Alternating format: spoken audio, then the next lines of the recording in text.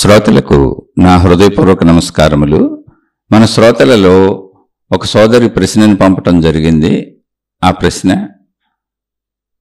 మీ శీర్షికలతో కొంత ఆధ్యాత్మిక జ్ఞానాన్ని పొందగలుగుతున్నాను. ఈ శీర్షికలు విని కొంత ఆధ్యాత్మిక మార్గ స్పష్టత వచ్చింది. కానీ నాకు ఒక సందేహం ఉన్నది. అది ఏమిటంటే, జీకే గారు అంటే జిడ్డు కృష్ణమూర్తి గారు ఎరుకతో ప్రతిక్షణం ఉంటే ప్రజ్ఞను సాధించవచ్చు అన్నారు. కాబట్టి మాట్లాడేటప్పుడు లేదా మాటలు వినేటప్పుడు ఎరుక అనగా పరిశీలన కుదురుతున్నది. కానీ మౌనంగా ఉన్నప్పుడు వచ్చే ఆలోచనలను ఆపవలెనా, లేక ఆ ఆలోచనలు కూడా ఎరుకతో పరిశీలించవలెనా? నా సమస్య ఏమిటంటే, మౌనంలో ఉన్నప్పుడు ఇతరులతో భవిష్యత్తులో ఏ విధంగా మాట్లాడాలి లేదా అడగాలి అంటూ, ఈ విధంగా ఉండాలి అంటూ ఏవేవో అనేక ఆలోచనలు, ప్రశ్నలు లోపల వస్తూ ఉంటాయి. వాటిని కొనసాగిస్తూ పరిశీలించాలా లేక నిరోధించాలా అన్నది నా సందేహము. ఎందుకంటే ఒక్కొక్కసారి మనం భవిష్యత్తు గురించి ఊహించిన ఊహలు వారిని అడగటం కానీ లేదా ఆ పనులు చేయటం కానీ అలా మాట్లాడటం కానీ జరగదు కదా. ఎందుకంటే వాస్తవములోకి వచ్చినప్పుడు ఆ సందర్భ ప్రకారం మాట్లాడుతాము కదా. కాబట్టి ఈ ముందుగా చేసిన ఆలోచనలు వృధా అవుతాయి కదా. ఏ మాటలు అవసరం లేని స్థితిలో ఏమి చేయాలి అనగా మనసుని ఎక్కడ పెట్టాలి? నిద్రలో మన మనసు ఆత్మతో సంయోగం అవుతుంది కదా. దానిని పరిశీలించటం ఏ విధంగా కుదురుతుంది? ఏమైనా సులభ మార్గం ఉంటే సూచించగలరు? ఇదండి వీరి సందేహం. ఈ శీర్షికలు ఫాలో అవుతున్నారు, కొంత అర్థమైంది. కానీ జిడ్డు కృష్ణమూర్తి గారు మహానుభావులు, మహాతాత్వికులు, వారి పాదములకు నమస్కారం.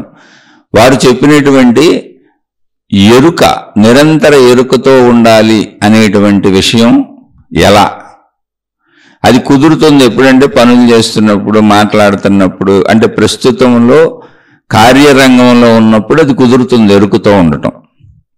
జాగ్రత్తగా అర్థం చేసుకోండి.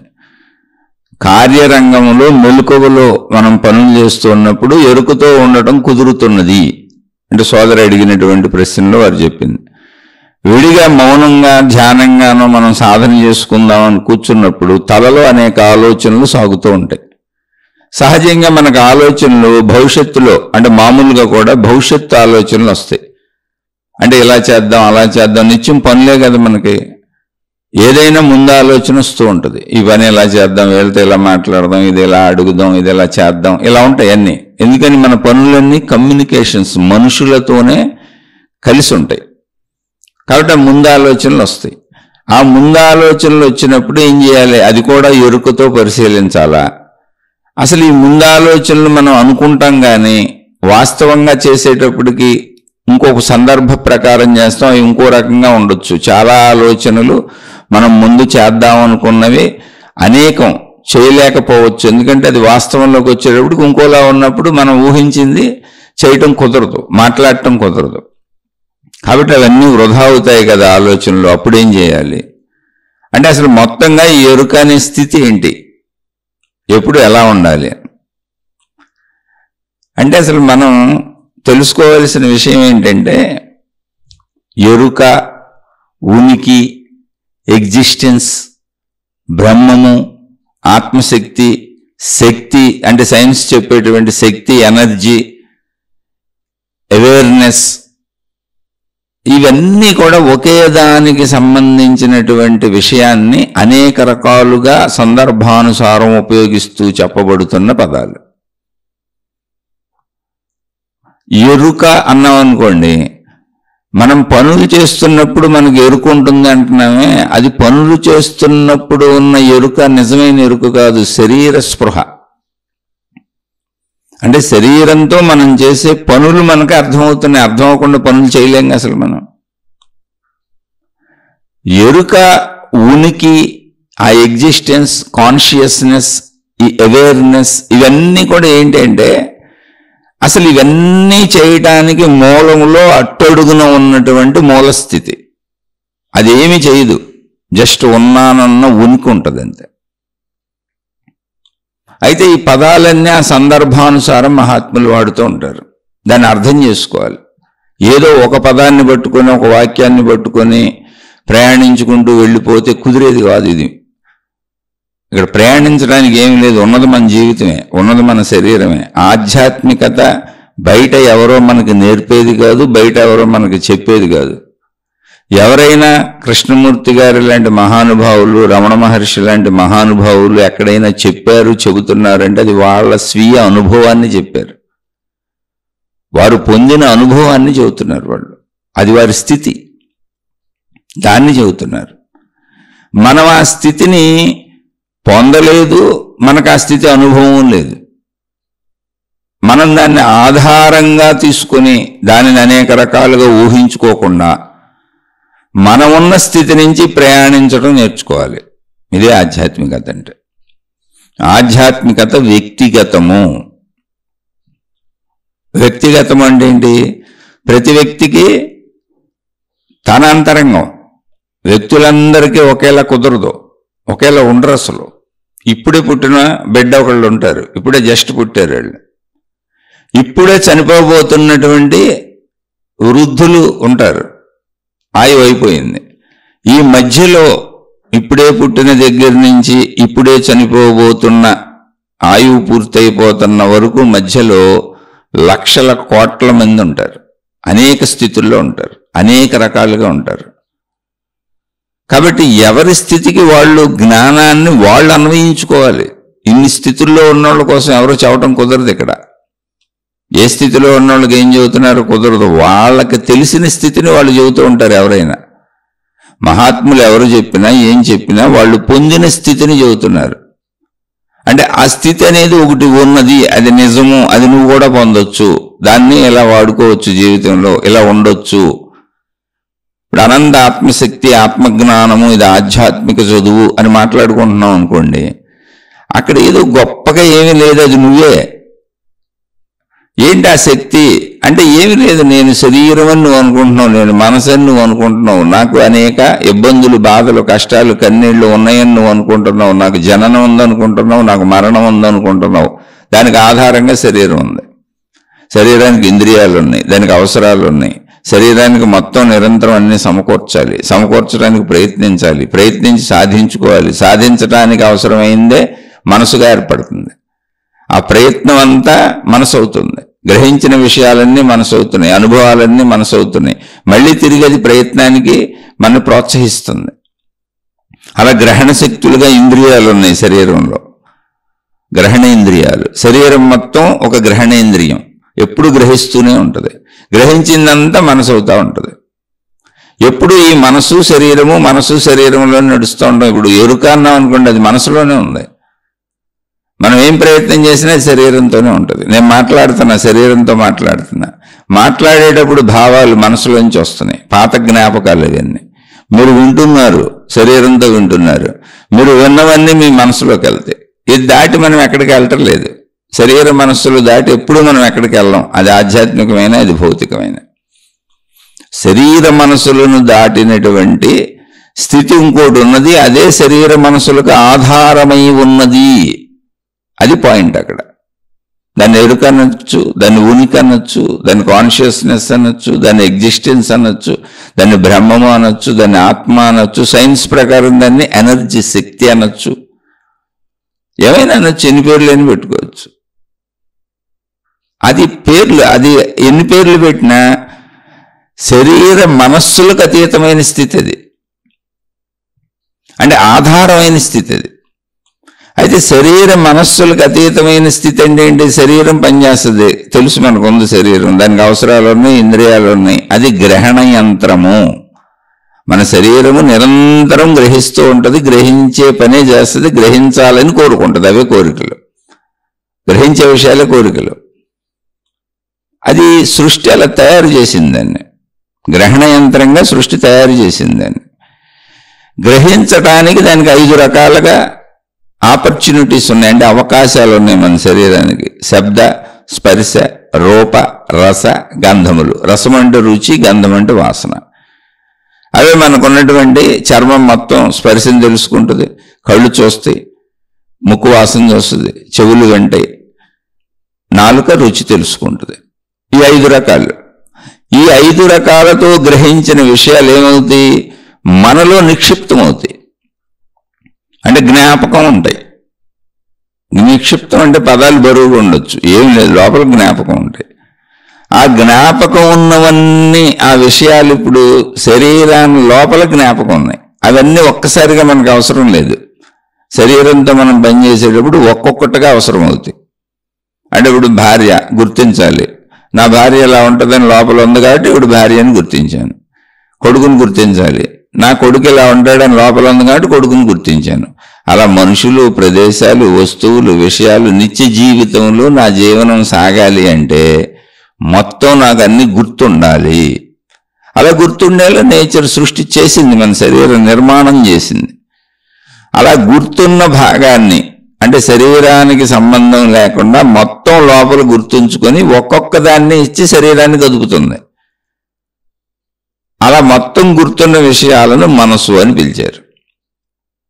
మరి ఈ గుర్తున్నవి ఎక్కడ గుర్తుంటున్నాయి? ఈ గుర్తుపెట్టుకుంది ఎవరు? ఇప్పుడు ఈ మనసు ఎక్కడ ఏర్పడింది అంటే, మనిషి బ్రతకండటానికి అసలు ఆధారం మనిషిలో ఉన్న ప్రాణశక్తి అన్నారు. ఎందుకని మనిషి చనిపోయినప్పుడు ప్రాణం పోయిందనే పదం వాడుతున్నాం మనం ఇక్కడ. మళ్ళీ ప్రాణశక్తి కూడా ఎరుకే, ఎగ్జిస్టెన్సే, ఉనికే, వేరు భిన్నమైంది కాదు. దానికి అనేక పదాలంటే ఆయా సందర్భాలలో దాన్ని వినియోగించే తీరును బట్టి పదం ఉంటుంది తప్ప అది స్థితి ఒకటే. ఆ ప్రాణశక్తి అనేది అది శక్తి కనుక, చైతన్యవంతం కనుక అది శరీరాన్ని నిలిపి ఉంచింది. శరీరం ద్వారా జరుగుతున్న క్రియలన్నింటినీ, గ్రహణాలన్నింటినీ, అంటే గ్రహించే విషయాలన్నింటినీ అది గుర్తు ఉంచుతుంది. ఎందుకని? శరీరం మనుగడకు అవసరం కనుక, అది సృష్టి నిర్మాణం, దానికి శక్తి సహకరిస్తుంది. అందుకని శక్తిలో ప్రింట్ అవుతున్నాయి. అంటే ఈ శరీరము, శక్తి అన్ని కలిసే ఉన్నాయి. కానీ మనకు శక్తి తెలియదు, ప్రాణశక్తి తెలియదు, శక్తి తెలియదు. మనకు తెలిసింది మనసు, శరీరం, మనసు, శరీరం. మనసు ఎక్కడ ఉంది అంటే ప్రాణశక్తిలో ఉంది. అంటే ప్రాణశక్తి వేరు, మనసు వేరు కాదు. మరి మొత్తం మనసు ప్రాణశక్తేనా, లేదా మొత్తం ప్రాణశక్తి మనసేనా అంటే కాదు. ప్రాణశక్తిలో కొంత భాగం, అంటే ఎంత భాగంలో మనం గ్రహించినటువంటి, శరీరము ద్వారా మనం గ్రహించినటువంటి, అనుభవించినటువంటి విషయాలు జ్ఞాపకాలుగా ముద్రింపబడినవో అంతవరకు మాత్రమే అది మనసు. మిగిలిందంతా మళ్ళీ శక్తి, ప్రాణశక్తి. అందుకే మనకి మనసు గుర్తున్న విషయాలు తప్ప మిగిలిన విషయాలు మనకి ఏమి తెలియదు, ఎంటీనెస్గా అనిపిస్తుంది, ఏదో ఉందనిపించదు, ఎప్పుడు మనసు ఉందని అనిపిస్తుంది. మనసు అంటే ఏంటి? గుర్తొస్తున్న విషయాలు, గుర్తున్న విషయాలు, అవే మన బ్రెయిన్లో తిరుగుతూ ఉంటాయి. పని చేసేటప్పుడు ఏదన్నా పనులు చేయాలన్నా, అనుభవించాలన్నా, తినాలన్నా, తాగాలన్నా, జీవించాలన్నా ఎరుకతో, మెలకువలో జీవించేటప్పుడు ఆ మనసు నుంచి మనకి ఆలోచనలు అందుతూ ఉండాలి, లేకపోతే మనం జీవించడం కుదరదు. కాబట్టి ఇక్కడ విషయాలను అనుభవిస్తున్నప్పుడు ఎరుకతో ఉన్నాను అంటే ఆ ఎరుక నిజమైన ఎరుక కాదు, అది ప్రెజెంట్. పనిచేసేటప్పుడు ఎవరైనా మెలకువలో ఉంటారు, మెలకువ ఎరుక కాదు. శరీరము నేనన్న భావన ఎరుక కాదు, మనసు నేనన్న భావన ఎరుక కాదు. శరీరము, మనసులకు ఆధారమైనటువంటి మూల ప్రాణశక్తి ఒకటి నాలో ఉన్నది అని శరీర మనస్సులకు అతీతముగా, శరీర మనస్సుల భావము రాకుండా, అసలు ఆ భావమే పుట్టకుండా నిశ్చల స్థితిలో ఆలోచన మూలములో, మనోమూలములు అంటే మనసు లేదు అక్కడ, మనస్సుకు ఆధారమైన మనోమూలములో, శరీరానికి ఆధారమైన ప్రాణశక్తిలో, నిశ్చల ప్రాణశక్తిలో, ఉనికిలో, ఎగ్జిస్టెన్స్లో ఉండగలిగితే అది ఎరుక. ఎరుక అంటే ఆ ఎరుకతో పనిచేయడం అంటే ఏంటి? నేను శరీరం కాదు, నేను మనసు కాదు అంటే కాదు అంటే అసత్యం కాదు. అది నేను శరీరము మనసు అనేవి తాత్కాలికములు, నశించిపోతాయి. శరీరం నిజమే, మనసు నిజమే, కానీ తాత్కాలికములు. ఇదే ఆధ్యాత్మిక చదువు, ఆత్మజ్ఞాన చదువు. ఇది చదువుకుంటే అర్థమవుతుంది. అనేక సార్లు చదువుకోవాలి. ఒక పిల్లోడు ఒక బిడ్డని స్కూల్లో వేసినప్పుడు ఒక విషయం ఒకసారి చెప్పగానే రాదు, ఎవరికి అర్థమవుతుంది. అనేక సందేహాలు వస్తే మళ్ళీ మళ్ళీ అడుగుతారు, మళ్ళీ చెబుతారు, మళ్ళీ చదువుకుంటారు. అది వచ్చే వరకు చదువుతూనే ఉంటారు. అందుకని ఇది కూడా ఆధ్యాత్మిక చదువు. ఆ చదువుని చదువుకుంటూ ఉండాలి. నేను శరీరము అన్న భావన మనకు అతి బలీయముగా ఉంటుంది. అందుకే ఈ పరిమితంలో నడుస్తూ ఉంటాం. మిగిలిందంతా వేరుగా అనిపిస్తూ ఉంటుంది. వేరువేరు మనుషులు, వేరువేరు జంతువులు, వేరువేరు చెట్లు, అన్ని వేరువేరు, విభిన్నత సృష్టి. నా పరిమితి ఇది, నేను ఈ శరీరం. అది అసత్యం ఏం కాదు, అది సత్యమే. ఎంతవరకు సత్యం? శరీరం ఉన్నంత వరకు. శరీరం ఎంతవరకు ఉంటుంది? 100 సంవత్సరాలు, దాన్ని పూర్ణాయువు. అలాగే శరీరం అసలు ఉండి నడవాలి, కదలాలి, జీవించాలంటే మనసు ఉంటుంది. గ్రహించే అన్నీ మనసుకు అయిపోతాయి. మళ్ళీ మనసు శరీరాన్ని కదుపుతూ ఉంటుంది. మనసు శరీరముల కలయికలోనే శరీరం నడుస్తూ ఉంటుంది. కాబట్టి శరీరము మనసు కలిసే ఉంటాయి. ఎంతవరకు ఉంటాయి అంటే మళ్ళీ 100 సంవత్సరాలు శరీరం ఉన్నంతవరకు. వాటి ప్రాధాన్యత అంతవరకే. 100 సంవత్సరాలకి ఏమవుతుంది? శరీరం అంతమైపోద్ది. నేను శరీరము అని అనుకుంటున్నటువంటి జీవుడికి ఇప్పుడు ఈ శరీరంతో మనం జీవిస్తున్నప్పుడు ఇక నేను అంతమైపోతాను, నేను ఉండను అని అందరూ అనుకుంటూ ఉంటారు. అందరికీ తెలుసు ఆ విషయం. మరణంతో ఆ శరీరాన్ని పూర్తి చేయటమో కాల్ చేయటమో చేసేస్తాం, ఇక అయిపోయింది అనుకుంటాం. ఇప్పుడు ప్రస్తుతం బతికున్న మనిషి అదే నమ్ముతాడు. ఎవరైనా చనిపోయిన వాళ్ళని చూసి వాళ్ళని పూర్తి చేయటమో కాల్ చేయటమో చేస్తున్నటువంటి మానవ సమూహం అంతా అదే నమ్ముతారు. అక్కడికి మనిషి అయిపోయాడు, ఇక లేడు అని. కానీ ఆధ్యాత్మికతలో ఏం చెబుతున్నారు అంటే ఈ శరీర మనస్సులు నిజమే. ఎంతవరకు నిజం? కాల్చి పూడ్చే వరకు నిజం. కానీ శరీర మనస్సులను నువ్వు కొంచెం గమనిస్తే, ఆధ్యాత్మిక చదువు చదువుకుంటే, ఆత్మజ్ఞాన చదువు చదువుకుంటే, నువ్వు బ్రతికి ఉన్నప్పుడు ఈ శరీర మనస్సులకు ఆధారంగా ఉన్నదేంటో నువ్వు తెలుసుకోగలిగితే, దాన్ని అర్థం చేసుకోగలిగితే, ఎందుకని నువ్వు బ్రతికి ఉన్నప్పుడు నిన్ను బ్రతికించింది అదే. ఆ ప్రాణశక్తి వలన శరీరం నిలబడి ఉంది.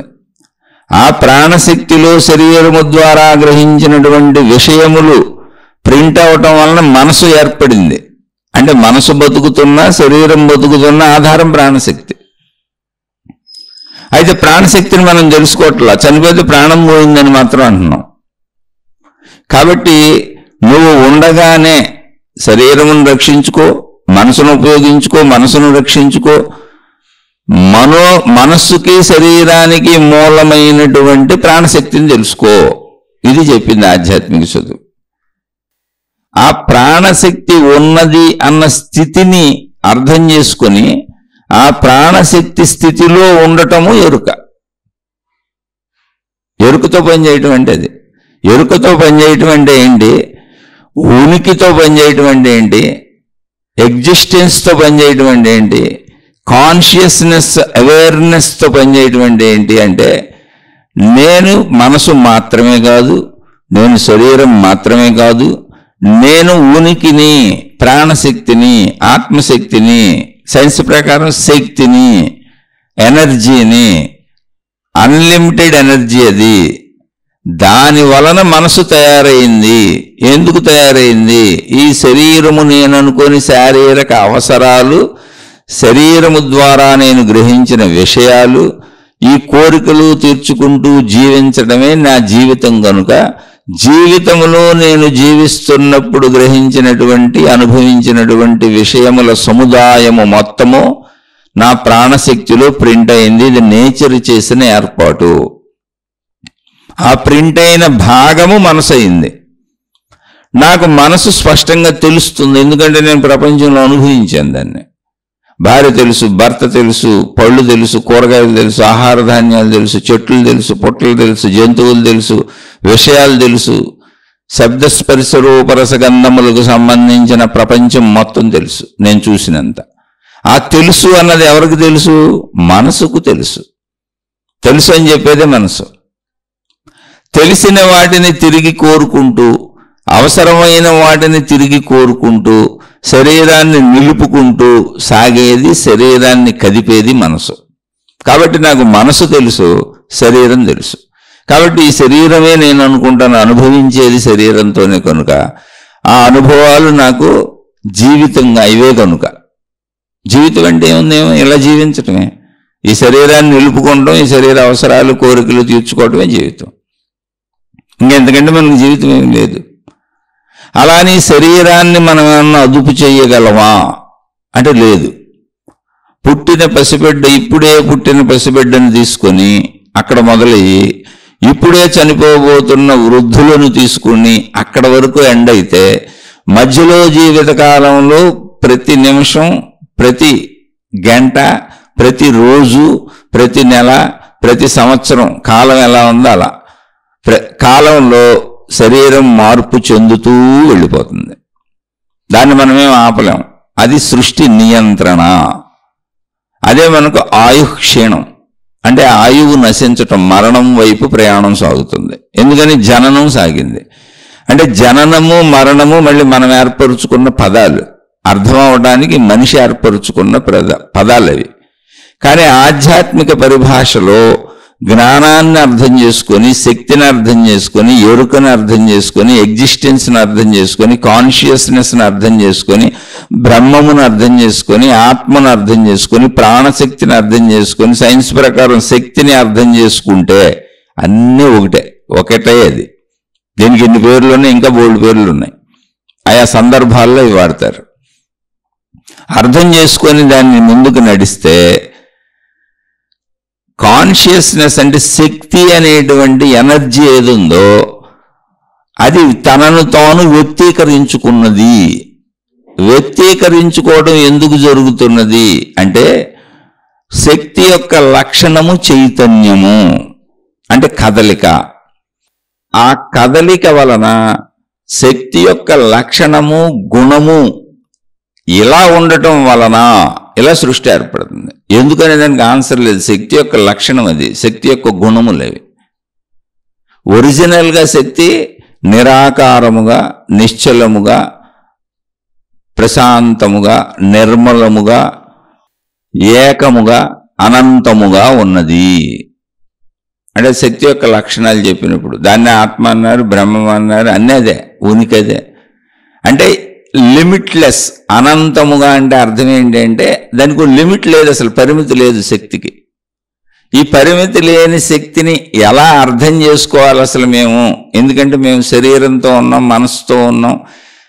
ఇప్పుడు మాకు ఎరుక అంటే, ఎగ్జిస్టెన్స్ అంటే, ఊనికి అంటే మేము దాన్ని కూడా పరిమితిగానే భావించుకుంటాం. మా శరీరం లోపల ఉందని, మా ప్రాణశక్తి అంటే మా శరీరం లోపల ఉందని, మా మనసు అంటే మా లోపల ఉందని, దాన్ని కూడా మేము లిమిటెడ్గా భావించుకోవడానికి అలవాటు పడి ఉంటాం. ఎందుకంటే సృష్టిలో అన్ని విభిన్నతతో చూస్తున్నాంగా, అన్ని పరిమితంగానే ఉన్నాయిగా. కాబట్టి ఇప్పుడు ఈ శక్తి అనేదాన్ని, ఆత్మశక్తి అనేదాన్ని, సైన్స్ ప్రకారం శక్తి ఎనర్జీ అనేదాన్ని, ఉనికి అనేదాన్ని, బ్రహ్మము అనేదాన్ని, ఎగ్జిస్టెన్స్ అనేదాన్ని, అవేర్నెస్ అనేదాన్ని అసలు ఎలా అర్థం చేసుకోవాలి అనేదానికి మహాత్ములు చెప్పిన నిర్వచనం చెప్పారు. ఏంటంటే ఆకాశము వలె సర్వవ్యాపకముగా ఉన్నది. అది అంటే శక్తిని ఎలా అర్థం చేసుకోవాలి, ఉనికిని ఎలా అర్థం చేసుకోవాలి, ఎగ్జిస్టెన్స్ని ఎలా అర్థం చేసుకోవాలి అంటే అది నిశ్చలము అంటే కదలదు, నిర్మలము అంటే దానికి ఎటువంటి రూపం, రంగు, రుచి, వాసన ఏమి లేవు. ఇది బాగుంది, ఇది బాగోలేదు, అందులో ఏదో ఉంది, అందులో అసలు ఏమి లేదు. నిర్మలము అంటే ఏమి లేదు అని. గుణాతీతము, నిర్గుణము, దానికి ఏ గుణము లేదు. అఖండము అంటే పార్ట్లుగా పరిమితిగా విడివిడిగా లేదు. మనుషులందరూ విడివిడిగా ఉన్నట్టు, చెట్లన్నీ విడివిడిగా ఉన్నట్టు, జంతువులన్నీ విడివిడిగా ఉన్నట్టు, సృష్టిలో అన్ని విడివిడిగా ఉన్నట్టు అది విడివిడిగా లేదు. అఖండము, అనంతము, ఉన్నదంతా అదే. సర్వవ్యాపకము, మొత్తం వ్యాపించి ఉన్నది అదే. ఉన్నదంతా అది, దాని లక్షణాలు, ఉనికి యొక్క లక్షణాలు. ఇప్పుడు ఉనికి అంటే నేనేమనుకుంటాను, నా ఉనికికి పరిమితి ఉందనుకుంటాను. మీ ఉనికి వేరు, నా ఉనికి వేరు, అందరి ఉనికిలు వేరు వేరు వేరు అనుకుంటాం. ఎందుకని అందరి శరీరాలు వేరు, అందరి మనసులు వేరుగా. 800 కోట్ల మంది మనుషులు, కోటాను కోట్ల మొక్కలు, కోటాను కోట్ల జంతువులు, అనేక గ్రహాలు, గోళాలు, నక్షత్రాలు, అన్నిటికీ ఉనికి కూడా నాకు వేరు అన్న భావన మనిషికి కలుగుతుంది. కాదు, ఉనికి ఏకము, ఉనికి ఏకము, సర్వవ్యాపకము, నిర్గుణము. ఆ ఉనికే అనంతాత్మశక్తి. ఆ ఉనికి, ఆ అనంతాత్మశక్తి, ఆ బ్రహ్మము, ఆ అవేర్నెస్, ఆ ఎగ్జిస్టెన్స్, ఆ కాన్షియస్నెస్ ఏదుందో అదే సైన్స్ చెబుతున్నటువంటి శక్తి, ఎనర్జీ. అంతే, ఉన్నదంతా అదే. అయితే మానవుడిగా ఒక రూపాన్ని భావించుకొని, ఒక మాంస దేహాన్ని కలిగి నేను ప్రపంచవ్యాప్తంగా ఉన్నటువంటి దేహములను చూస్తూ, పదార్థములను చూస్తూ, విషయాలను చూస్తూ, అన్ని విడివిడిగా ఘనత్వాన్ని కలిగి ఉన్న వాటిని చూస్తూ, వేరు భావనలో సత్యాన్ని స్థిరంగా నమ్మి పంచేంద్రియముల ద్వారా గ్రహించబడినటువంటి వృక్షములు కానీ, మనుషులు కానీ, జంతువులు కానీ, గ్రహగోళములు కానీ, నదులు కానీ, సముద్రములు కానీ, కొండలు, గుట్టలు, పర్వతాలు కానీ, సృష్టిలో కనపడుతున్న ఏదైనా ఒక పరిమితిలో వేరువేరుగా ఉండటాన్ని స్థిరంగా నిజమని నమ్మిన నేను, నా శరీరంతో సహా అదేవిధంగా జీవిస్తూ అలాంటి మనసునే తయారు చేసుకున్న నేను ఉనికిని కూడా పరిమితంగానే భావించుకునే ప్రమాదం ఉంది. ఎరుకను కూడా పరిమితంగా భావించుకునే ప్రమాదం ఉంది.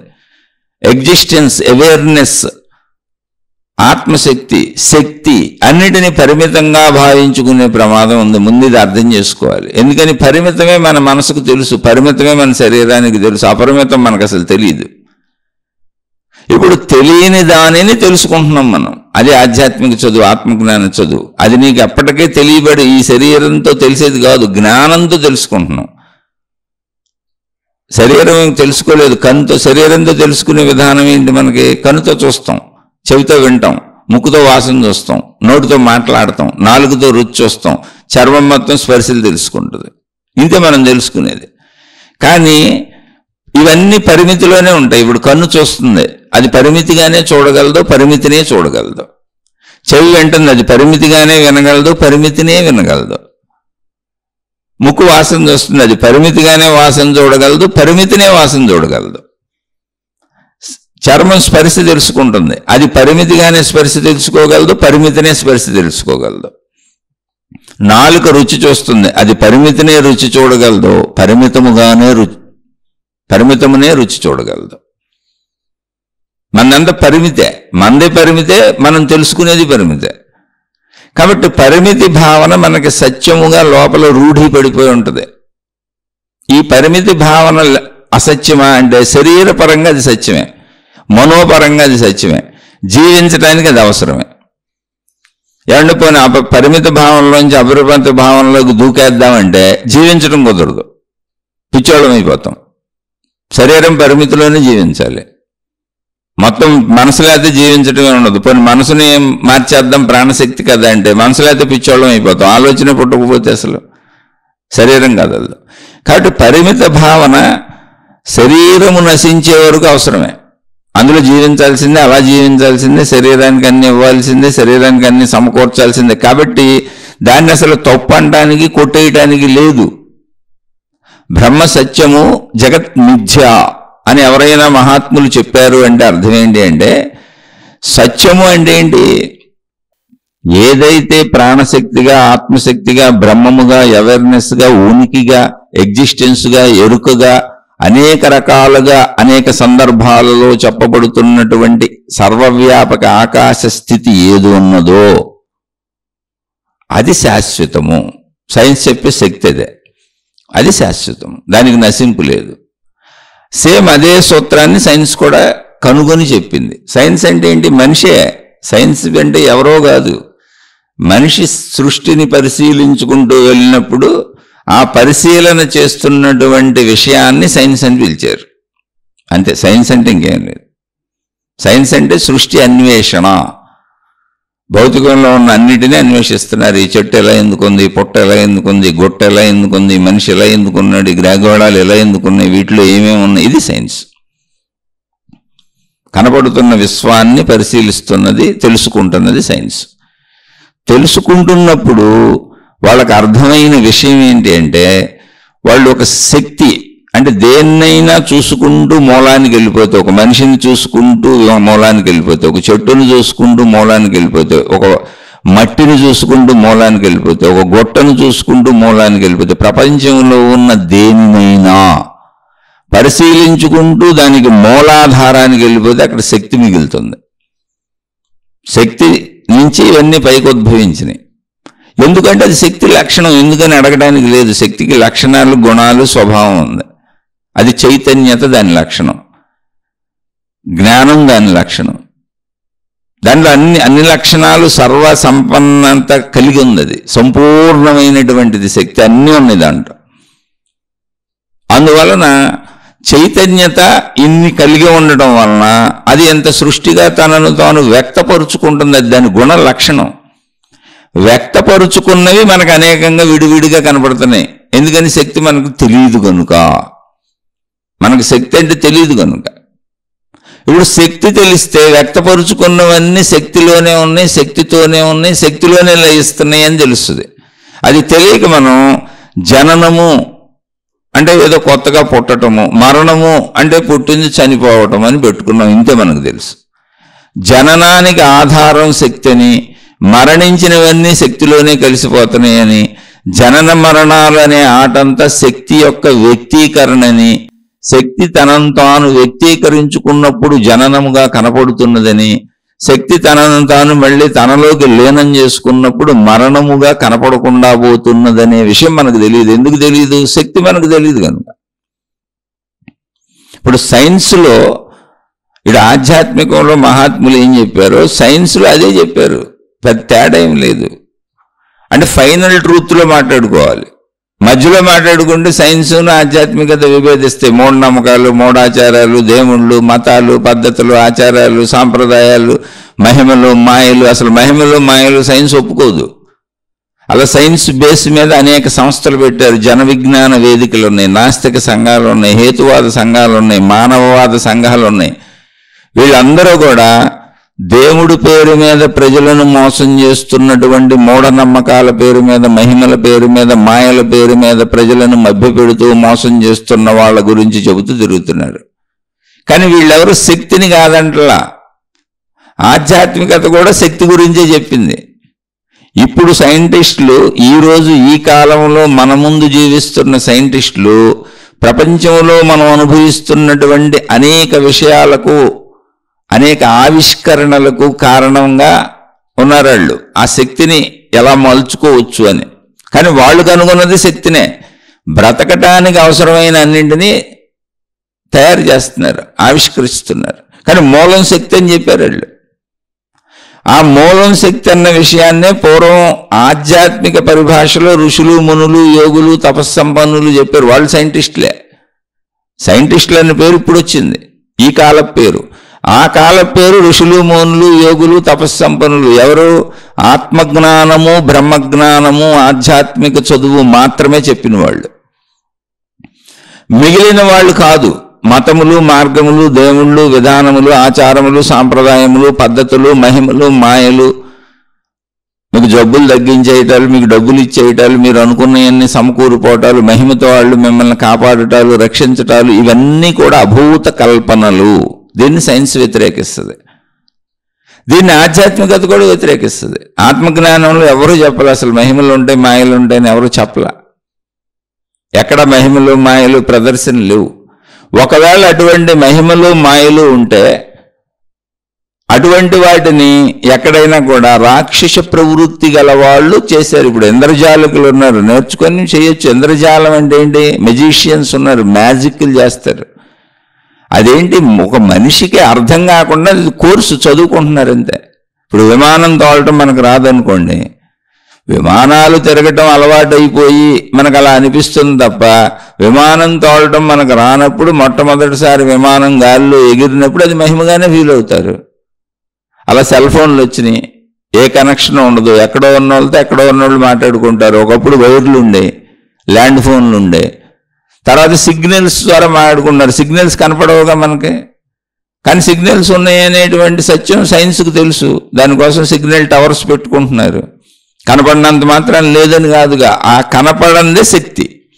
ఈ సిగ్నల్స్కి బేస్ ఏంటి? శక్తి. శక్తిని వీళ్ళు టవర్స్ ద్వారా రిలీజ్ చేస్తున్నారు.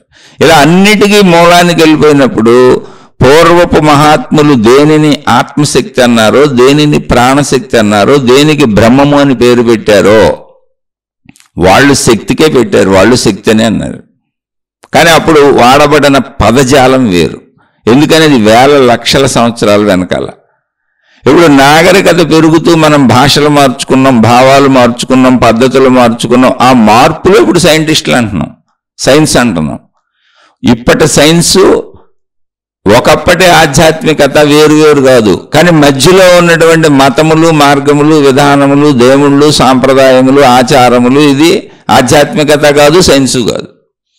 ఆధ్యాత్మికత అంటే కేవలము వ్యక్తిగతం, వ్యక్తి అంతరంగంలోని అనంత ఆత్మశక్తి గురించి, లేదా బ్రహ్మము అనేటువంటి శక్తి గురించి, లేదా సైన్స్ చెబుతున్నటువంటి సృష్టికి ఆధారమైన శక్తి గురించి, లేదా ఉనికి గురించి, ఎరుక గురించి, ఎగ్జిస్టెన్స్ గురించి కేవలము ఆత్మజ్ఞాన చదువు, ఆధ్యాత్మిక చదువు మాట్లాడేది మాత్రమే సైన్స్. అప్పటి సైన్స్. ఇప్పుడు చదువుతున్న సైన్స్కి మూలం అదే. అయితే ఇప్పుడు సైన్స్ ఆవిష్కరణలు మనిషికి ఉపయోగపడేలా చేస్తున్నారు. భౌతిక విషయాలలో మనిషికి ఉపయోగపడేలా మెడిసిన్స్ కావచ్చు, బట్టలు కావచ్చు, విమానాలు కావచ్చు, ర్యాకెట్లు కావచ్చు, ఏదైనా మానవ జాతి కళ్యాణానికి, లోక కళ్యాణానికి ఉపయోగపడేలా సైన్స్ ఉపయోగించుకుంటున్నారు భౌతికంగా. కానీ మూలము శక్తి అని వాళ్ళే చెప్పారు. ఆ శక్తి సూత్రాన్ని కనుక్కోకపోతే ఇప్పుడు కూడా ఇన్ని కనుక్కోలేరు. మూలము శక్తి అనే విషయంలోంచి ఇవన్నీ కనుక్కుంటున్నారు. కాబట్టి మొదటిలో ఆధ్యాత్మికత, ఆత్మజ్ఞాన చదువు కానీ, చివరిలో ఇప్పుడు సైన్స్ అని సైంటిస్టులు చెబుతున్న చిట్ట చివరి శక్తి తత్వము, అంటే పదార్థాలు కాదు, విషయాలు కాదు, వస్తువులు కాదు, శక్తి, ఎనర్జీ సూత్రము కానీ రెండు ఒకటే. శక్తి సూత్రాన్ని చెప్పారు సైంటిస్టులు ఇప్పుడు ప్రజెంట్. ఏమని? Energy can not be destroyed Nar produced. శక్తిని ఎవరు నాశనము చేయలేరు, ఉత్పత్తి చేయలేరు. అంటే శక్తిని ఎవరో పుట్టించలేదు, అది అక్కడే ఉంది, ఆల్రెడీ ఉంది శక్తి అక్కడ. శక్తిని ఎవరు నాశనం కూడా చేయలేరు. నాశనం చేయటం కుదరదు. మరి ఏం చేయొచ్చు? దాన్ని మార్పు చెందించి మనకు అనుకూలంగా వాడుకోవచ్చు. ఆ సూత్రం మీద అనేకంగా అనుకుంటున్నారు. అలా మార్పులు చెందింది అనేకం సృష్టి. అదే మహాత్ములు చెప్పారు. మహాత్ములు చెప్పింది కూడా సేమ్. శక్తి పుట్టలేదు, శక్తికి చావు లేదు. అది నీలో ఉన్న ప్రాణశక్తే, బయట ఉన్న ఆత్మశక్తి అదే. శక్తికి పుట్టుక లేదు, శక్తికి చావు లేదు, ఎప్పుడూ ఉన్నది అదే. అది తనలో తాను అనేకముగా వ్యక్తీకరించబడుతున్నది. అదే సృష్టి. ఇక్కడ సైంటిస్టులు చెప్పింది అదే. Energy can not be destroyed Nar produced. శక్తిని ఎవరు నాశనము చేయలేరు. అంటే దానికి నశింపు లేదు, దానికి ఉత్పత్తి లేదు. నశింపు లేని దానికి పుట్టుక లేదు, నశింపు లేదు, ఉంటే ఉన్నది అదే.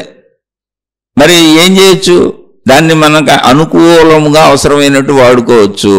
కాబట్టి వాళ్ళు వాడుకునే ప్రయత్నం చేస్తున్నారు. అవే భౌతిక ఉపకరణాలు మానవ జాతి లోక కళ్యాణం కోసం.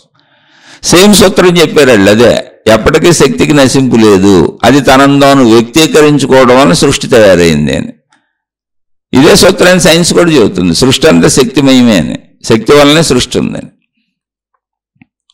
అంటే ఇప్పుడు మనం ఇక్కడ ఒక మనిషిగా మనకు సైన్స్ వద్దు, ప్రపంచం వద్దు, నువ్వు అందరం ప్రయాణించి నువ్వు తెలుసుకునేది ఏమీ లేదు. సైంటిస్టుల పని సైంటిస్టులు చేసుకుంటారు, ఆధ్యాత్మికుల పని మత ప్రచారకుల పని, దైవ ప్రచారకుల పని, భక్తి ప్రచారకుల పని, ఎవరి పనులు వాళ్ళు చేసుకుంటారు.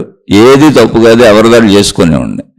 ఇప్పుడు మన పని ఏంటంటే ఆధ్యాత్మిక చదువుగా, ఆత్మజ్ఞాన చదువుగా నిన్ను నువ్వు సంపూర్ణంగా తెలుసుకోవటం. ఆ సంపూర్ణత ఎరుక. ఆ ఎరుకలోంచి పనిచేయాలి. కృష్ణమూర్తి గారు చెప్పినట్టు ఎరుకలోంచి పనిచేయాలన్నా, రమణ భగవానులు చెప్పినట్టు నిన్ను నువ్వు తెలుసుకోవాలన్నా విధానం ఒకటే. ఊరినే విషయాలను బట్టి ఎవరికి వాళ్ళు వాళ్ళ పదాలు ఆ సందర్భానుసారం వాడారు, వాళ్ళన్న స్థితులను బట్టి. ఇప్పుడు ఇది ఆధ్యాత్మిక చదువేంటి? నిన్ను నువ్వు తెలుసుకోవటం, నన్ను నేను తెలుసుకోవటం. అందుకని ఇది వ్యక్తిగతము.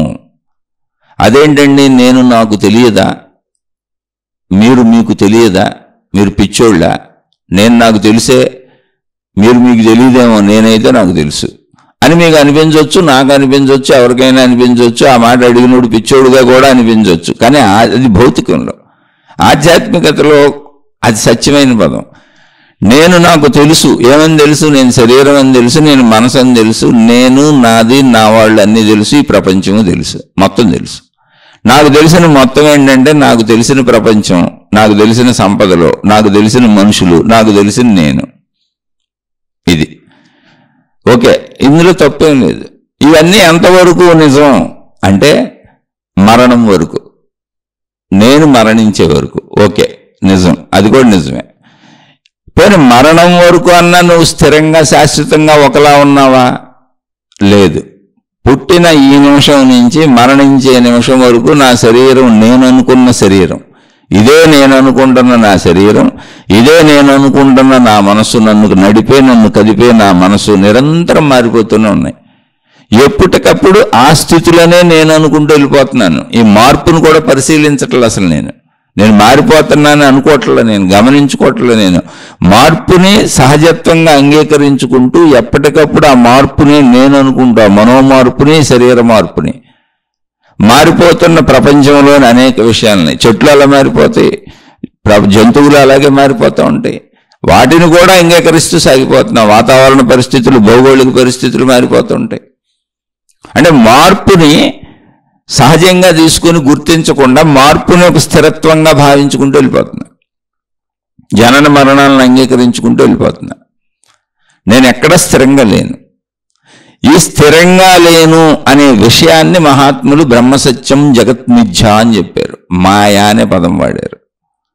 అంటే మాయా అన్న, బ్రహ్మసత్యం జగత్మిథ్య అన్న ఇది లేనిదని కాదు.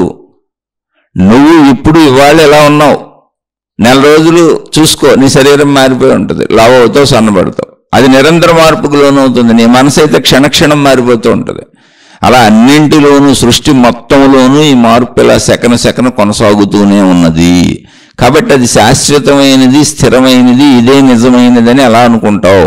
కాబట్టి దానికి ఇది నిజం కాదు, మార్పుకు లోనవుతున్నది కనుక మార్పుకు నిరంతరం లోనవుతూ ఒక స్థితిలో లేకుండా పోతుంది కనుక దానిని మిథ్యా మాయా అన్నారు.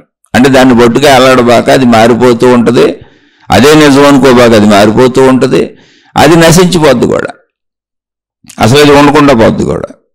కాబట్టి దాన్ని ఆ స్థితిలో తప్పని చెప్పలా, దాని లక్షణాలు చెప్పారు. అది నశింపుకు వైపుకు వెళుతుంది, మారిపోతూ వెళుతుంది అని. ఆ లక్షణాలను చెప్పేటప్పుడు ఉపయోగించిన పదాలు మిథ్యా, అప్పుడు వాడబడిన పదాలు మాయ. అంతే తప్ప అది లేనిది కాదు, పనికిరానిది కాదు. అది లేకపోతే అసలు నువ్వు నీలో ఉన్న ఆత్మతత్వాన్ని, శక్తితత్వాన్ని తెలుసుకోవడం కూడా కుదరదు. ఈ మిథ్యకి, ఈ మాయకి, అంటే ఈ శరీరం అనేది మాయ అని ఎందుకు అన్నారంటే ఇప్పుడుంది, ఒకప్పుడు లేకుండా పోద్ది. మిథ్య అని ఎందుకు అన్నారంటే ఇప్పుడుంది, నిరంతరం మారిపోతూ లేకుండా పోద్ది, ఎప్పటికైనా లేకుండా పోద్ది. అలానే ఇప్పుడు ఉన్నట్టే ఉండదు, మారిపోతూ ఉంటుంది. అంటే ఈ నిరంతర మార్పు లేకుండా పోవటం అనేది మనిషికి అవగాహన రావటం కోసం వాడబడిన పదాలు తప్ప శరీరం అబద్ధం కాదు, మనసు అబద్ధం కాదు, ప్రపంచం అబద్ధం కాదు, కుటుంబం అబద్ధం కాదు, సంసార జీవితం అబద్ధం కాదు, పిల్లలు అబద్ధం కాదు, భార్యాభర్త అబద్ధం కాదు, తల్లిదండ్రులు అబద్ధం కాదు. అవి ఎవరైనా అబద్ధాలని వాటి ఇంపార్టెన్స్ తగ్గిస్తే వాళ్ళు మిమ్మల్ని భౌతిక జీవితంలో దెబ్బ కొడుతున్నారు. ఎవరైనా సరే, అది మతమైనా, మార్గమైనా, గురువైనా, దేవుడైనా, జ్ఞానమైనా, జ్ఞాన గ్రంథమైనా, మీ యొక్క సంసార జీవితపు, భౌతిక జీవితపు, శరీర జీవితపు, మనోజీవితపు ఇంపార్టెన్స్ను తగ్గిస్తే మిమ్మల్ని వాళ్ళు దెబ్బ కొడుతున్నారు, మీ జీవితం దెబ్బతింటుంది. జాగ్రత్త. మీరు మీ శరీరం ఆరోగ్యవంతంగా ఉండాలి, మీ మనసు ఆరోగ్యవంతంగా ఉండాలి, మీ కుటుంబం అంతా కలిసిమెలిసి చక్కగా అన్యోన్యంగా హాయిగా సాగాలి. ఇది ప్రపంచికంగా, అంటే ప్రాపంచికంగా ఇదే సత్యం. ఇది 100 ఏళ్ల సత్యం. ఈ 100 ఏళ్ల సత్యాన్ని మీరు పాటించి తీరాలి. ఈ 100 ఏళ్ల సత్యాన్ని పాటిస్తూ ఈ 100 ఏళ్ల సత్యానికి ఆధారం ఏంటి అంటే శరీరం ఒకప్పుడు లేకుండా పోద్ది కదా, ఇప్పుడు ఉంది కదా. అసలు శరీరం ఉండటానికి ఆధారం ఏంటో ఉన్నప్పుడే కనుక్కో, లేకుండా పోయినప్పుడు ఎడ కనుక్కుంటావు? ఎందుకని గ్రహించేది గ్రహణ శక్తులు దేనికి ఉన్నాయి? శరీరానికి ఉన్నాయి. గ్రహణ శక్తి ఉన్నప్పుడే నువ్వు గ్రహించకపోతే తర్వాత గ్రహించడానికి ఎలా కుదురుతుంది? కుదరదుగా. శక్తి స్థితిలో ఇంద్రియాలు లేవు, గ్రహింపు లేదు, మొత్తం సర్వవ్యాపకంగా ఏకముగా అనంతముగా నిర్గుణముగా నిరాకారముగా అనిర్వచనీయంగా అవాంగ్మానస గోచరముగా సర్వవ్యాపకముగా నిశ్చలముగా నిర్మలముగా ఉన్నది.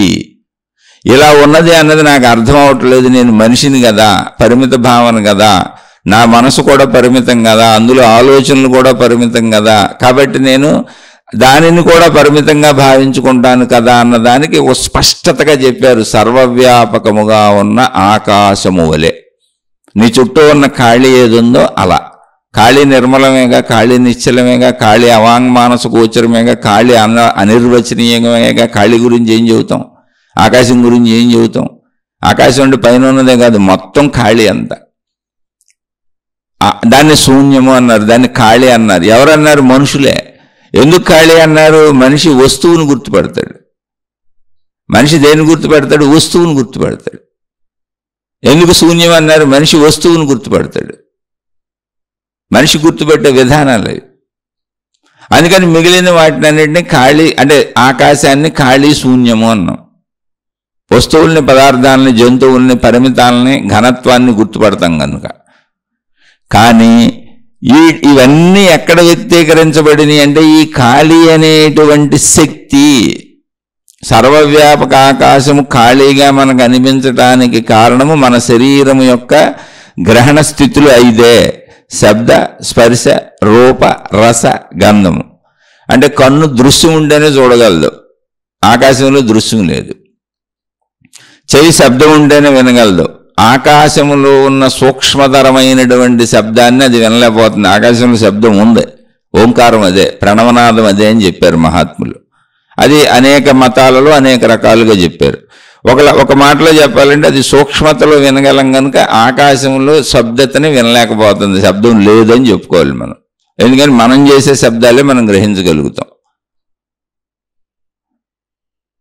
కళ్ళేమో దృశ్యం లేకపోతే చూడలేవు, ఆకాశం శబ్దం లేకపోతే వినలేదు, అంటే చెవి శబ్దం లేకపోతే వినలేదు, నాలుక పదార్థం లేకపోతే రుచి చూడలేదు, ముక్కు విషయం లేకపోతే వాసన చూడలేదు, ఏదో ఒక పదార్థం ఉండాలి వాసన తెలియాలండి. అలాగే చర్మానికి స్పర్శకి ఏదో ఒకటి తగలాలి, అంటే ఏదో ఒకటి ఉండాలి. ఇవేమీ ఆకాశంలో లేవు. అంటే ఈ 5 లేవు అంతే, కానీ ఆకాశంలో ఉంది. ఏముంది? ఆకాశంలో ఏమి ఉన్నది అంటే శక్తి స్వరూపంగా అది ఉంది. ఉన్నదంతా శక్తే. శక్తి ఎలా ఉంటుంది? ఆకాశం వలె ఉంటుంది. అది దాన్ని వ్యక్తీకరించుకున్నప్పుడు ఎలా ఉంది? సృష్టి వలె ఉంది. సృష్టి లీనమైపోయినప్పుడు ఎలా ఉంది? ఆకాశం వలె ఉంది, శక్తి వలె ఉంది. సృష్టి శక్తి అయితే ఆకాశం వలె ఉంటుంది. శక్తి తనను తాను వ్యక్తపరుచుకుంటే సృష్టి వలె ఉంటుంది. అది వ్యక్తపరుచుకున్న విధానం అంతే. అంటే సముద్రము నిశ్చలంగా ఉంది, ఒక కెరటం దాని సముద్ర శక్తి చేత దానిలో కదలిక ఏర్పడింది. ఆ కదలికకి సముద్రంలో కొంత నీరు ఎగిరి కింద పడి కదిలింది, దాన్ని కెరటము అని పిలిచాం, దాన్ని తరంగము అలా అన్నాం. మళ్ళీ అది సముద్రంలో కలిసిపోయింది, మళ్ళీ అలా ఎగురుతుంది, మళ్ళీ కెరటం లేస్తుంది, వస్తుంది, మళ్ళీ వెళ్ళిపోతుంది. అంటే కదులుతుంది కలిసిపోతుంది, కదులుతుంది కలిసిపోతుంది, నిశ్చలమైపోతుంది. ఆ కదులటము అనేది వ్యక్తీకరించుకోవటం. వ్యక్తీకరించుకున్నప్పుడు అది కెరటము తరంగము, కలిసిపోయినప్పుడు అది సముద్రము. నీరు కనుక అది మనకి కంటికి కనపడుతుంది కనుక ఉదాహరణగా చెప్పుకున్నాం. శక్తి సముద్రము, ఆకాశము. శక్తి కనపడదు, దాంట్లో ఏమి లేదు, రూపం లేదు, వాసన లేదు, శబ్దం లేదు, స్పర్శ లేదు, అన్నింటికంటే సూక్ష్మముగా ఉన్నది. ఆ శక్తే, సర్వవ్యాపక శక్తే మనలో ఉన్న ప్రాణశక్తి, మనలో ఉన్న ఆత్మశక్తి. మనలో అని ఎందుకంటున్నాం యాక్చువల్గా అంటే శరీరం నేనని అనుకుంటున్నటువంటి మనుషులకు చెబుతున్నారు కనుక నీలో ఉన్న ప్రాణశక్తి, నీలో ఉన్న ఆత్మశక్తి అని చెప్పారు. ఎందుకని? మనిషిగా నేను పరిమితము, నా లోపల ఉందని నేను అనుకుంటున్నా. కానీ నిజంగా ఆ శక్తి తెలిసినాక సర్వవ్యాపక ఆకాశం అనే శక్తిలో నా శరీరం ఉంది. అది వ్యక్తీకరించుకుంది. సముద్ర కెరటం ఎగిసిపడినప్పుడు ఒక బుడగ ఏర్పడింది, అనేక బుడగలు ఏర్పడినా అందులో ఒక బుడగ నేను. అలాగే శక్తి తనను తాను వ్యక్తీకరించుకున్నప్పుడు ఏర్పడిన సృష్టిలో ఏర్పడినటువంటి ఒక జీవి నేను, ఒక బుడగ లాంటి వాడిని నేను, ఒక బుడగ లాంటి దాన్ని నేను. ఈ బుడగకు ఒక ఆయువు ఉంది, అంటే ఆ బుడగ పగిలిపోవడానికి కొంత టైం ఉంది. అలాగే ఈ మనిషి అనే బుడగకి ఒక ఆయువు ఉంది, అది 100 ఏళ్ళు. అందరికీ అదే సిస్టమేటిక్గా జరుగుతుంది. జంతువులు వాటి జీవనం ఏంటంటే అన్నిటికీ అలాగే జరుగుద్ది సిస్టమేటిక్గా. ఆ సిస్టమ్ మారదు. ఎందుకని? శక్తి యొక్క తత్వం అది వ్యక్తీకరించుకోవటం, మళ్ళీ తనలో లీనం చేసుకోవటం. అందుకని అది ఎప్పుడూ క్రమశిక్షణగానే ఉంటుంది, అది మార్పు చెందదు. ఎందుకని? శక్తి యొక్క లక్షణము, గుణము, స్వభావము మార్పు చెందడానికి ఛాన్స్ లేదు. అక్కడ రెండో వాళ్ళు ఎవరు లేరు మార్పు చెందించడానికి. అదే తనను తాను వ్యక్తీకరించుకుంటుంది, అదే తనను తాను తనలో లయం చేసుకుంటున్నది సముద్ర తరంగముల వలె. అందుకని జంతువులు, వృక్షములు, మనుషులు, మొత్తం భౌగోళిక పరిస్థితులన్నీ క్రమశిక్షణగా సాగుతూ ఉంటాయి. క్రమశిక్షణకి కారణం ఏంటి అంటే క్రమశిక్షణగా ఎవరో నడుపుతున్నారని కాదు, ఉన్నది ఏకశక్తి అయినప్పుడు ఆ ఏకశక్తిలో లక్షణాలు అవే ఉంటాయి. వ్యక్తీకరించుకోవటం, లీనం చేసుకోవటం అన్నప్పుడు ఆ ఏకత్వమే ఉంది, అదే క్రమశిక్షణ. ఆ ఏకత్వమే క్రమశిక్షణ, అంతే. వ్యక్తీకరణప్పుడు అదే క్రమశిక్షణ, లీనం చేసుకుంటున్నప్పుడు అదే క్రమశిక్షణ.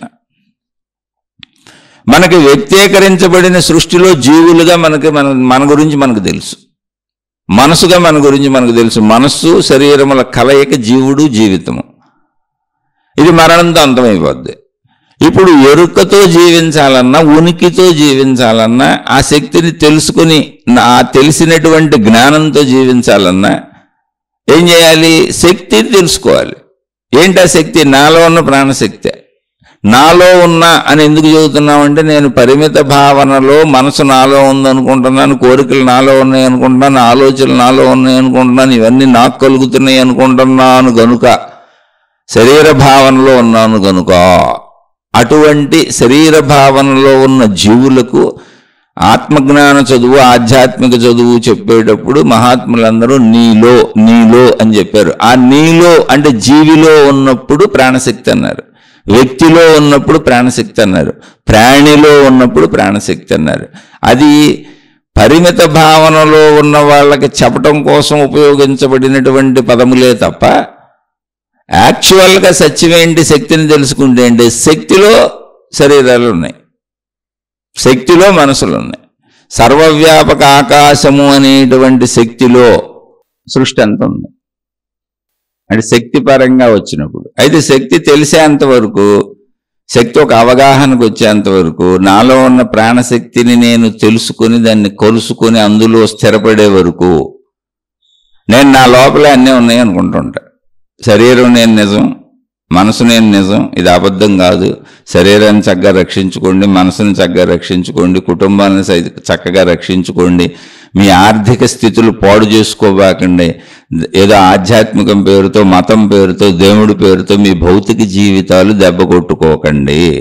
భౌతిక జీవితాన్ని దెబ్బ కొట్టుకొని మాయలని, మహిమలని, వీటినన్నింటినీ నమ్మి మూఢ విధానాలలో సాగే వాళ్ళందరూ కూడా మొత్తం ఇటు భౌతిక జీవితము దెబ్బ కొట్టుకుంటారు, తమలోనే ఉన్న తమ ప్రాణశక్తిని తెలుసుకోలేకపోతారు. ఆధ్యాత్మిక చదువు చదువుకోలేరు, ఆత్మజ్ఞాన చదువు చదువుకోలేరు, త్రిశంకు స్వర్గంలో ఇరుక్కుపోతారు. త్రిశంకు స్వర్గం అంటే ఏంటంటే ఈ శీర్షిక ముందులోనే చెప్పాను, ఇందాక చెప్పుకుంటూ వచ్చాను మొదట్లో. మొట్టమొదట ఋషులు, మునులు, యోగులు, తపస్సంపన్నులు, మహాత్ములు అని ఎవరిని పిలిచామో గురువులని, వాళ్ళు చెప్పింది ఆధ్యాత్మికత, ఆత్మజ్ఞానము అంటే తమను తాము కనుక్కొని మనము శక్తి స్వరూపులము అని చెప్పారు. ఆ శక్తికి వాళ్ళు పెట్టిన పేరు ఆత్మశక్తి. ఆ శక్తిని వాళ్ళు బ్రహ్మము అని పిలిచారు. ఆ శక్తిని వాళ్ళు దైవత్వము, పవిత్రత ఇలా రకరకాలుగా చెప్పారు. అది ఫస్ట్ది, అది శక్తి. దాన్నే వాళ్ళు చక్కగా చెప్పారు. ఎలా ఉంటుంది ఆ శక్తి అంటే ఆకాశము వలె, గగనము వలె ఉంటుందని చెప్పింది ఆత్మజ్ఞాన మార్గ మహనీయులే. అది ఆకాశము వలె సర్వవ్యాపకము అని చెప్పింది ఆత్మజ్ఞాన మార్గ ఋషులు, మునులు, యోగులు, తపస్సంపన్నులు. అది వాళ్ళు కనుక్కున్నది. దీనినే సైన్స్ కనుక్కుంది. భౌతికంలో సైంటిస్టులు కనుక్కున్నారు, మొత్తం సృష్టిలో ఉన్న అన్నింటికి మూలము శక్తి అని. అయితే ఆ శక్తిని మానవ కళ్యాణం కోసం, మనిషికి ఉపయోగపడే వస్తువులు, మనుషుల్ని బ్రతికించడానికి అవసరమైనవి వాటి కోసం కనుక్కుంటున్నారు, వాడుతున్నారు. ఇద్దరు కనుక్కున్న మూలం ఒకటే, శక్తి. ఈ మధ్యలో వచ్చినటువంటి మతములు, విధానములు, దేవుళ్ళు, ఆచారములు, సాంప్రదాయములు, పద్ధతులు ఇవన్నీ నిన్ను శక్తి వైపు నడిపిస్తుంటే, అన్ని నీలో ఉన్న ప్రాణశక్తి వైపు నిన్ను నడిపిస్తుంటే నువ్వు కరెక్ట్గానే వెళ్తున్నట్టు. కాదని నువ్వు మహిమలు, మాయలు, విధానాలు వాటిని బొట్టుగాలాడితే నువ్వు త్రిశంకు స్వర్గంలో ఉన్నట్టు. ఇది నా భావన, ఇది నా భావన. ఒకవేళ మీకు నచ్చకపోతే నేను క్షమించండి. ఆత్మజ్ఞాన చదువులో ఉన్నట్టు నాకు అర్థమైంది మీకు చెబుతున్నాను. ఒకవేళ తప్పన్నా నచ్చకపోయినా నన్ను క్షమించండి, నాకు అర్థమైంది ఇది. అందుకని త్రిశంకు స్వర్గంలో ఉంటారా మీ ఇష్టం. కానీ అక్కడ దాకా నడవటానికి, అంటే శక్తిని తెలుసుకోవడానికి, మీలో ప్రాణశక్తిని, ఉన్న అనంత ఆత్మశక్తిని, సృష్టి శక్తిని, సర్వవ్యాపక ఆకాశ శక్తిని, ఆ శక్తిని నేనే అన్న ఎరుకను, ఉనికిని, ఎగ్జిస్టెన్స్ని, కాన్షియస్నెస్ని తెలుసుకోవటానికి ఇవన్నీ ఉపయోగపడుతుంటే, మతములు, మార్గములు, గురువులు ఉపయోగపడుతుంటే అవన్నీ కరెక్టే. అలా ఉపయోగపడేటప్పుడు ఇందులో మహిమలు, మాయలు ఉండే ఛాన్సే లేదు. మీరు ఆ విషయం తెలుసుకోవాలి. ఎందుకని అది ఆల్రెడీ ఉన్నది ఒక సత్యం. అందులో మహిమ ఎందుకు ఉంటుంది, మాయ ఎందుకు ఉంటుంది, మంత్రతంత్ర యంత్రాలు ఎందుకుంటాయి, రక్షరేకులు, రాగిరేకులు, తాళ్ళు, తాయెత్తులు ఎందుకుంటాయి? ఇదంతా భక్తి పేరు మీద, దేవుడి పేరు మీద, మతం పేరు మీద, మార్గాల పేరు మీద మిమ్మల్ని మోసం చేయడానికి జరుగుతున్నటువంటి డబ్బు సంబంధిత, కీర్తి సంబంధిత, మనిషిలో ఉండేటువంటి ఒక దుర్మార్గపు లక్షణపు, రాక్షస లక్షణపు రాక్షసులు కొందరు ఇందులో దూరిపోయారు, దుర్మార్గులు కొందరు ఇందులో దూరిపోయారు, మోసగాళ్ళు, మోసగత్తులు కొందరు ఇందులో దూరిపోయారు. ఎందుకని అన్ని రంగాల్లో ఇప్పుడు ఉంటారు. ప్రపంచం అంతా మోసం ఉంటుందిగా, దొంగలు ఉంటారుగా. పోలీసులు ఎలా ఉన్నారో అలా దొంగలు ఉంటారు. ఎందుకని దొంగలు లేకపోతే అసలు పోలీసులకు అవసరమే లేదు, పోలీసు వ్యవస్థ పని లేదు.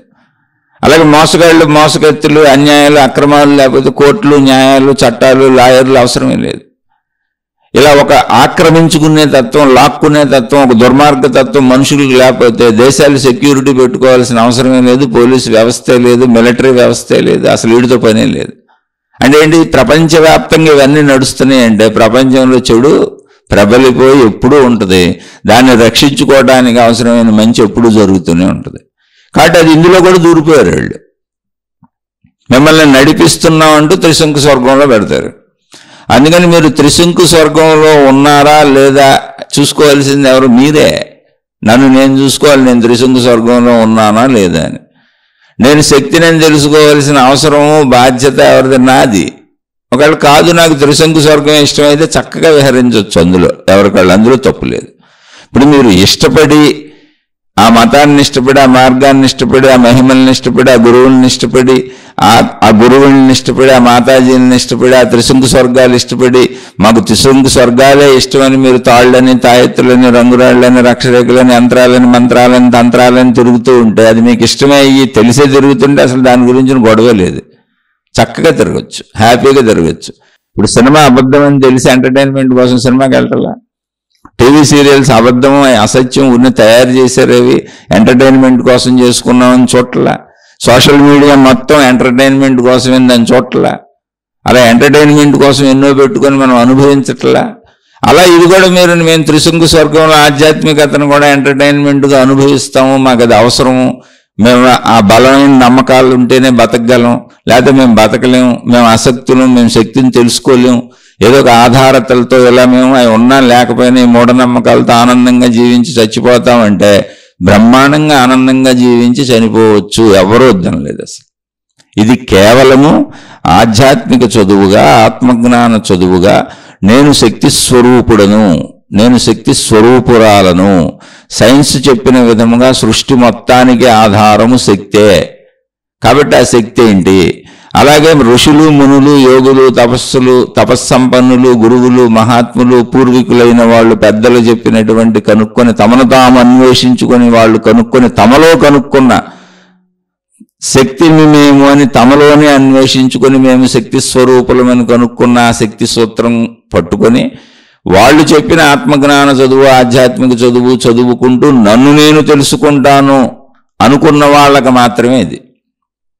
నేను శక్తిని ఒక మాటలో చెప్పాలంటే శరీరము నేను, మనసు నేను, ఇది 100 ఏళ్ల సత్యం. 100 ఏళ్ల తర్వాత ఇది నశించిపోద్ది. శక్తిని నేను అనేది శాశ్వత సత్యం. దీన్ని ఆధ్యాత్మిక చెబుతుంది. శక్తిని నేను అని తెలుసుకున్నప్పుడు నేను శాశ్వతంగా ఉండిపోతాను. దాన్నే మోక్షం అని పిలిచారు. శక్తిని నేను అని తెలుసుకుంటే నాకు చావు లేదు. శరీరము నేనైతే చనిపోతాను, మనసు నేనైనా చనిపోతాను. ఎందుకంటే శరీరము మనస్సుల కలయికే జీవితం. శక్తిని నేను అని తెలుసుకుంటే అసలు శరీరము మనస్సు అనేవి శక్తి వలన శక్తి వ్యక్తీకరించుకున్న దశలు అంతే. ఆ దశలు తిరిగి శక్తిలో లయించిపోతాయి. కాబట్టి శక్తికి నశింపు లేదు. Energy can not be destroyed Nar produced. శక్తిని ఎవరో నాశనము చేయలేరు, కాబట్టి దానికి మరణం లేదు. శక్తిని ఎవరో పుట్టించలేరు, కాబట్టి దానికి పుట్టుక లేదు. మరి జనన మరణములుగా ఉన్న జీవుడుగా నేను వచ్చాను కదా అంటే శక్తి యొక్క వ్యక్తీకరణ నా శరీరము, నా మనసు, ఇది మళ్ళీ శక్తిలో లయించిపోతుంది అనేటువంటి ఆధ్యాత్మిక చదువుని చదువుకొని నేను శక్తిని తెలుసుకోవాలని అనుకుంటున్న వాళ్ళు ఆ శాశ్వతత్వాన్ని పొందుతారు. ఆ శాశ్వతత్వాన్ని పొందిన వాళ్ళని మహాత్ములు, యోగులు, జీవన్ముక్తులు అని పిలిచారు. అదొక స్థితి. అటువంటి స్థితి వాళ్ళ కోసం మాత్రమే ఈ ఆధ్యాత్మిక చదువు. అందుకని ఇక్కడ మహిమలు మాయలే ఉండవు. శరీరపరంగా మీరు మహిమలు మాయలు పరిమిత భావంలో ఉన్నోళ్ళు అన్నీ నమ్ముతారు. మేము అందులోనే కూర్చొని నమ్ముతాము. శరీరపరంగా ఒక టాబ్లెట్ వేసుకున్నట్టు, ఏదైనా అనారోగ్యం వస్తే టాబ్లెట్ వేసుకున్నట్టు తాడు కట్టుకుంటాం, తాయెత్తు కట్టుకుంటాం, రక్షరేఖ పెట్టుకుంటాం, ఏదో నమ్ముతాం, మంత్రతంత్ర యంత్రాలు నమ్ముతామంటే అది మానసిక భావన, తప్పేం లేదు అందులో. శరీరము నేనే అన్న పరిమిత భావంలో అనేక భయాలకు లోనవుతాం. ఆ భయాలకు అనేకం నమ్ముతాం. ఆ నమ్మకాలు మమ్మల్ని బతికిస్తున్నాయి. మాకు ఈ శక్తి వద్దు, పాడు వద్దు. ముందు మేము బతికినన్నాళ్ళు హాయిగా ఏదో ఒక నమ్మకంతో, ఏదో ఒక ఆధారంతో మేము బతుకుతూ చక్కగా మా జీవితాన్ని ఆనందంగా, ఎటువంటి లోటు లేకుండా సంతోషంగా బతికి చచ్చిపోవాలనుకుంటున్నాం. మేము ఆ సంతోషం కోసం అనేకం నమ్మి అనేకం కోసం తిరుగుతూ ఉంటాం. అంటే అసలు తప్పే లేదు. అది చక్కగా ఉండొచ్చు కూడా. అది భౌతిక జీవితంలో అది కరెక్టే. అందులో తప్పులేం లేవు. మీరు అన్నీ నమ్మండి. జాతకాలు నమ్మండి, జ్యోతిష్యాలు నమ్మండి, వాస్తులు నమ్మండి, రంగురాలు నమ్మండి, రక్షరేఖలు నమ్మండి, యంత్రాలు నమ్మండి, మంత్రాలు నమ్మండి, తంత్రాలు నమ్మండి, న్యూమరాలజీ నమ్మండి, పేరు మార్పులు చేసుకోండి, ఎన్నైనా చేసుకోండి. అవన్నీ అవసరమే. ఎందుకని భౌతికంలో బ్రతకడానికి వృత్తి, వ్యాపార, ఉద్యోగాలు ఎన్ని చేసుకుంటున్నామో, ఎన్ని రకాలు చేస్తున్నామో కోటాను కోట్లు ఉన్నాయి. అలాగే మనోనమ్మకానికి ఆధారంగా కూడా కోటాను కోట్లు ఉంటాయి. నేను శరీరము, నేను మనస్సు అనే వాటితోనే బతికి ఈ జీవితాన్ని ఆనందంగా బతికి చనిపోవాలి అని మీరు అనుకుంటూ ఉంటే మీరు నమ్మేవన్నీ కరెక్టే. ఆ మహిమలు కరెక్టే, ఆ మాయలు కరెక్టే, ఆ విధానాలు కరెక్టే, ఆ పద్ధతులు కరెక్టే, అవి చేసే గురువులు కరెక్టే, అవి చేసే మాతాజీలు కరెక్టే, అవి చెప్పే మతాలు కరెక్టే, వాటి ప్రచారాలు కరెక్టే, వాటికి సంబంధించిన అన్నీ కరెక్టే. మీరు నేను శరీరము మనస్సులతోనే జీవించి చనిపోతాను అని అనుకుంటే చక్కగా మీరు నమ్ముతారండి. ఎందుకంటే ఏదో ఒక ఆధారం కావాలిగా. ఇప్పుడు వృత్తి, వ్యాపార, ఉద్యోగాలు, డబ్బు సంపాదన కోసం కోటాను కోట్ల విధానాలు ఉన్నాయి. కూటి కోసం కోటి విద్యలని ఎప్పుడో సామెత ఉంది. అలా అనేకం ఉన్నప్పుడు మరి మనసుకు కూడా బతకడానికి, నమ్మకానికి ఏవుడు కావాలిగా. అన్నీ తయారు చేసుకున్నాడు మనిషి. వాటిని అమ్ముతున్నారు కొందరు, వాటిని నమ్ముతున్నారు కొందరు, కొందరు కొనుక్కుంటున్నారు, కొందరు అమ్ముతున్నారు. ఎవరి విషయం వాళ్ళది. అందులో తప్పే లేదు. కానీ నేను శక్తిని తెలుసుకోవాలనే దారిలో ఈ పనికిరావు. ఇవన్నీ త్రిశంకు స్వర్గాలు. కేవలం ఎక్కడ పనికిరావు అంటే నేను శక్తిని అని మీరు తెలుసుకోవాలనుకుంటే, నేను మరణించే లోపగా ఈ శరీరం నేను నిజమే, ఈ మనసు నేను నిజమే, ఈ కుటుంబం నిజమే, నా భార్య, భర్త, పిల్లలు, తల్లిదండ్రులు, జీవితము, డబ్బు, అవసరాలు, కోరికలు అన్నీ నిజమే. ఇది నిరంతరం మార్పు చెందుతూ సాగే నిజం. ఇది 100 సంవత్సరాల నిజం. ఈ 100 సంవత్సరాలు ఇవన్నీ సమకూర్చుకోవలసిందే. అందులో అబద్ధమే లేదు. కాబట్టి అన్నీ సమకూర్చుకోండి.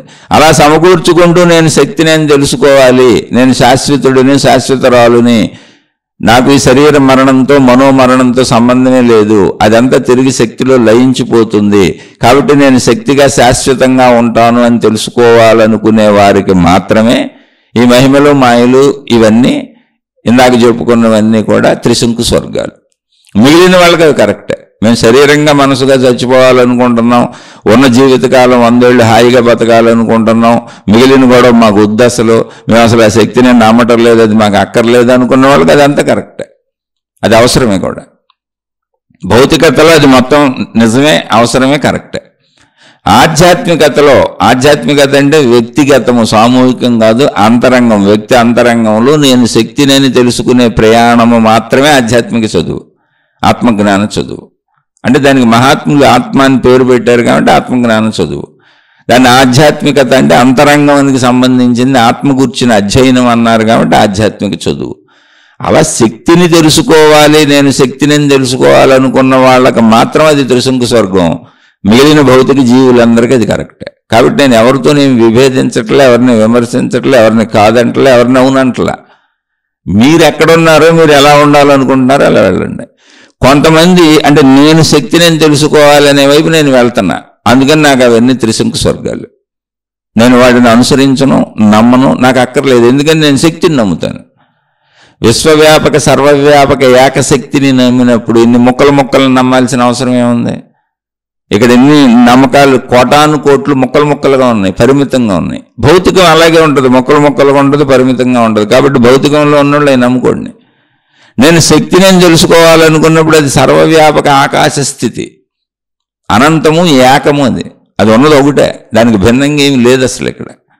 అప్పుడు దాన్ని ఎప్పుడైతే ఏకత్వ భావనలోకి వెళ్ళదలిచానో, ఏకత్వాన్ని కనుగొంటున్నానో, ఏకత్వ స్థితే నాదని తెలుసుకుంటున్నాను, అప్పుడు భిన్నత్వాన్ని ఎలా నమ్మాలి? నేను ఎలా నమ్ముతాను? మహిమలు నాకు ఉండకూడదు. ఉంటే నేను భౌతికంలో ఉంటాను, ఆధ్యాత్మికతలోకి రాను. కాబట్టి వాటి జోలికి వెళ్లకుండా ఉంటేనే నేను దీన్ని అర్థం చేసుకోగలను. వాటి జోలికి వెళ్ళిన ఎవరికి ఇది అర్థం కాదు. అందుకని అది త్రిశంకు స్వర్గం. ఎవరికి?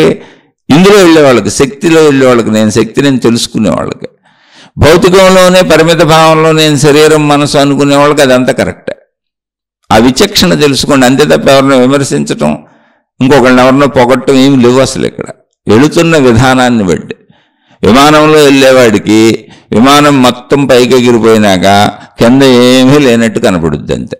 చుట్టూ ఖాళీ కనపడుతుంది, కింద కూడా ఖాళీనే కనపడుతుంది, ఏమి కనపడవు. సైకిల్ మీద వెళ్ళేవాడికి చుట్టూ సమస్త ప్రపంచమే కనపడుతుంది, అసలు ఖాళీ కనపడదు. రెండు విభిన్నమైన విషయాలు. మీరు సైకిల్ మీద వెళ్తున్నారా, నడిచి వెళ్తున్నారా, విమానంలో వెళ్తున్నారా, ర్యాకెట్లో వెళ్తున్నారా అనే దాని మీద ఇక్కడ ఆధారం తప్ప, సత్యం ఉంది తప్ప ఇక్కడ ఘర్షణ లేదు. మీరు మహిమలు లేవంటున్నారు, మాయలు లేవంటున్నారు, మా గురువు గారు చేశారు, మా గ్రంథం చెప్పింది, మా మతం చెప్పింది, మా వాళ్ళు ఇప్పటికీ చేస్తానే ఉన్నారు, ప్రపంచం అంతా అవి ఉన్నాయి కదా అంటే, సైకిల్ మీద వెళ్తే అన్నీ కనపడతాయి, నడిచి వెళ్తే అన్నీ కనపడతాయి, బస్సుల్లో వెళ్తే అన్నీ కనపడతాయి, వాహనాల్లో వెళ్తే అన్నీ కనపడతాయి, నేల మీద సాగే ప్రతి ప్రయాణంలోనూ అన్నీ కనపడతాయి. ఆకాశంలో సాగే ప్రయాణానికి వెళ్ళి చూడండి, అక్కడ ఏమీ కనపడవు, నిర్మల ఆకాశమే కనపడుతుంది. ఇవన్నీ లేవా అంటే ఏమో కనపడట్లా, లేవు, కింద ఉండిపోయింది, ఆకాశంకి వెళ్ళిపోయాక నేను ఇటు వదిలేసాక. అందుకని నేను శక్తిని తెలుసుకునేవాడు ఆకాశ స్థితిలో ప్రయాణం చేస్తూ ఉంటాడు. ఆ శక్తి కూడా ఆకాశ స్థితే. అప్పుడు శరీరం లేదా ఉంది, జీవన్ముక్తుడు శారీరక అవసరాలు తీర్చుకుంటాడు. శరీరం ఉంది, మనసు ఉంది, ప్రపంచం కనపడుతుంది, ప్రపంచం అంతా ఎదురుగా ఉంది. మహిమలు, మాయలు, ఈ మంత్ర తంత్ర యంత్రాలు, విధానాలు అంటే మోసాలు నమ్మడం. అంటే వాళ్ళకి ఇది మోసం. ఎవరికి? శక్తి మార్గ ప్రయాణికులకి భౌతిక మహిమలు, మాయలన్నీ మోసం. ఎందుకని వాళ్ళు ఆకాశంలోకి వెళ్ళిపోయారు, విమానం వేసుకు వెళ్ళిపోయారు, కింద కనపడతలేమి.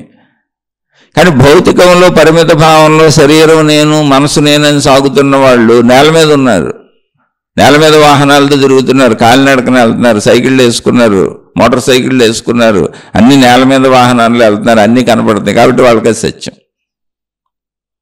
అందుకని సత్యస్థితిలో భంగత లేదు.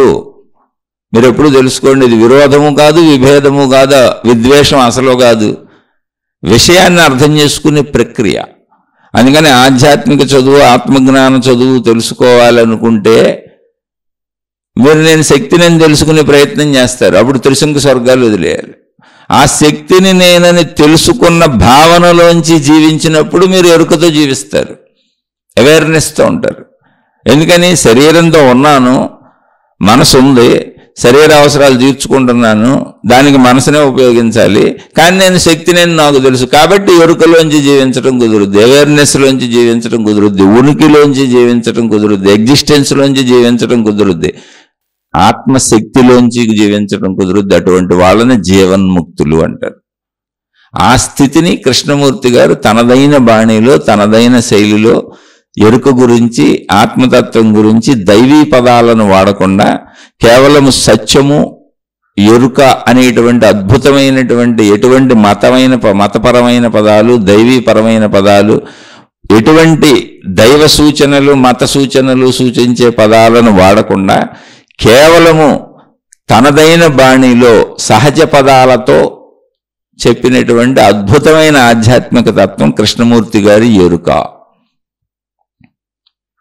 అంతే. అయితే అది మతాల్లో కలిసిపోద్ది, మార్గాల్లో కలిసిపోద్ది, దేవుళ్ళలో కలిసిపోద్ది అని తీసుకెళ్ళి మళ్ళీ త్రిశంకు స్వర్గాల్లో పెట్టేస్తారని ఆయన తనదైన బాణిలో చెప్పారు. అదే మహాత్ములు ఆధ్యాత్మిక చదువుగా, ఆత్మజ్ఞాన చదువుగా మహాత్ములు సంపూర్ణంగా చెప్పారు. అది చెప్పారు. ఆత్మజ్ఞాన చదువు, ఆధ్యాత్మిక చదువు అదే మనం చెప్పుకుంటున్నాం. అందుకని మీరు ఒక ఎరుకలోంచి ప్రయాణించాలి అంటే మీలో ఉన్నటువంటి శక్తిని ముందు మీరు గుర్తించాలి. నేను శక్తి స్వరూపము అని.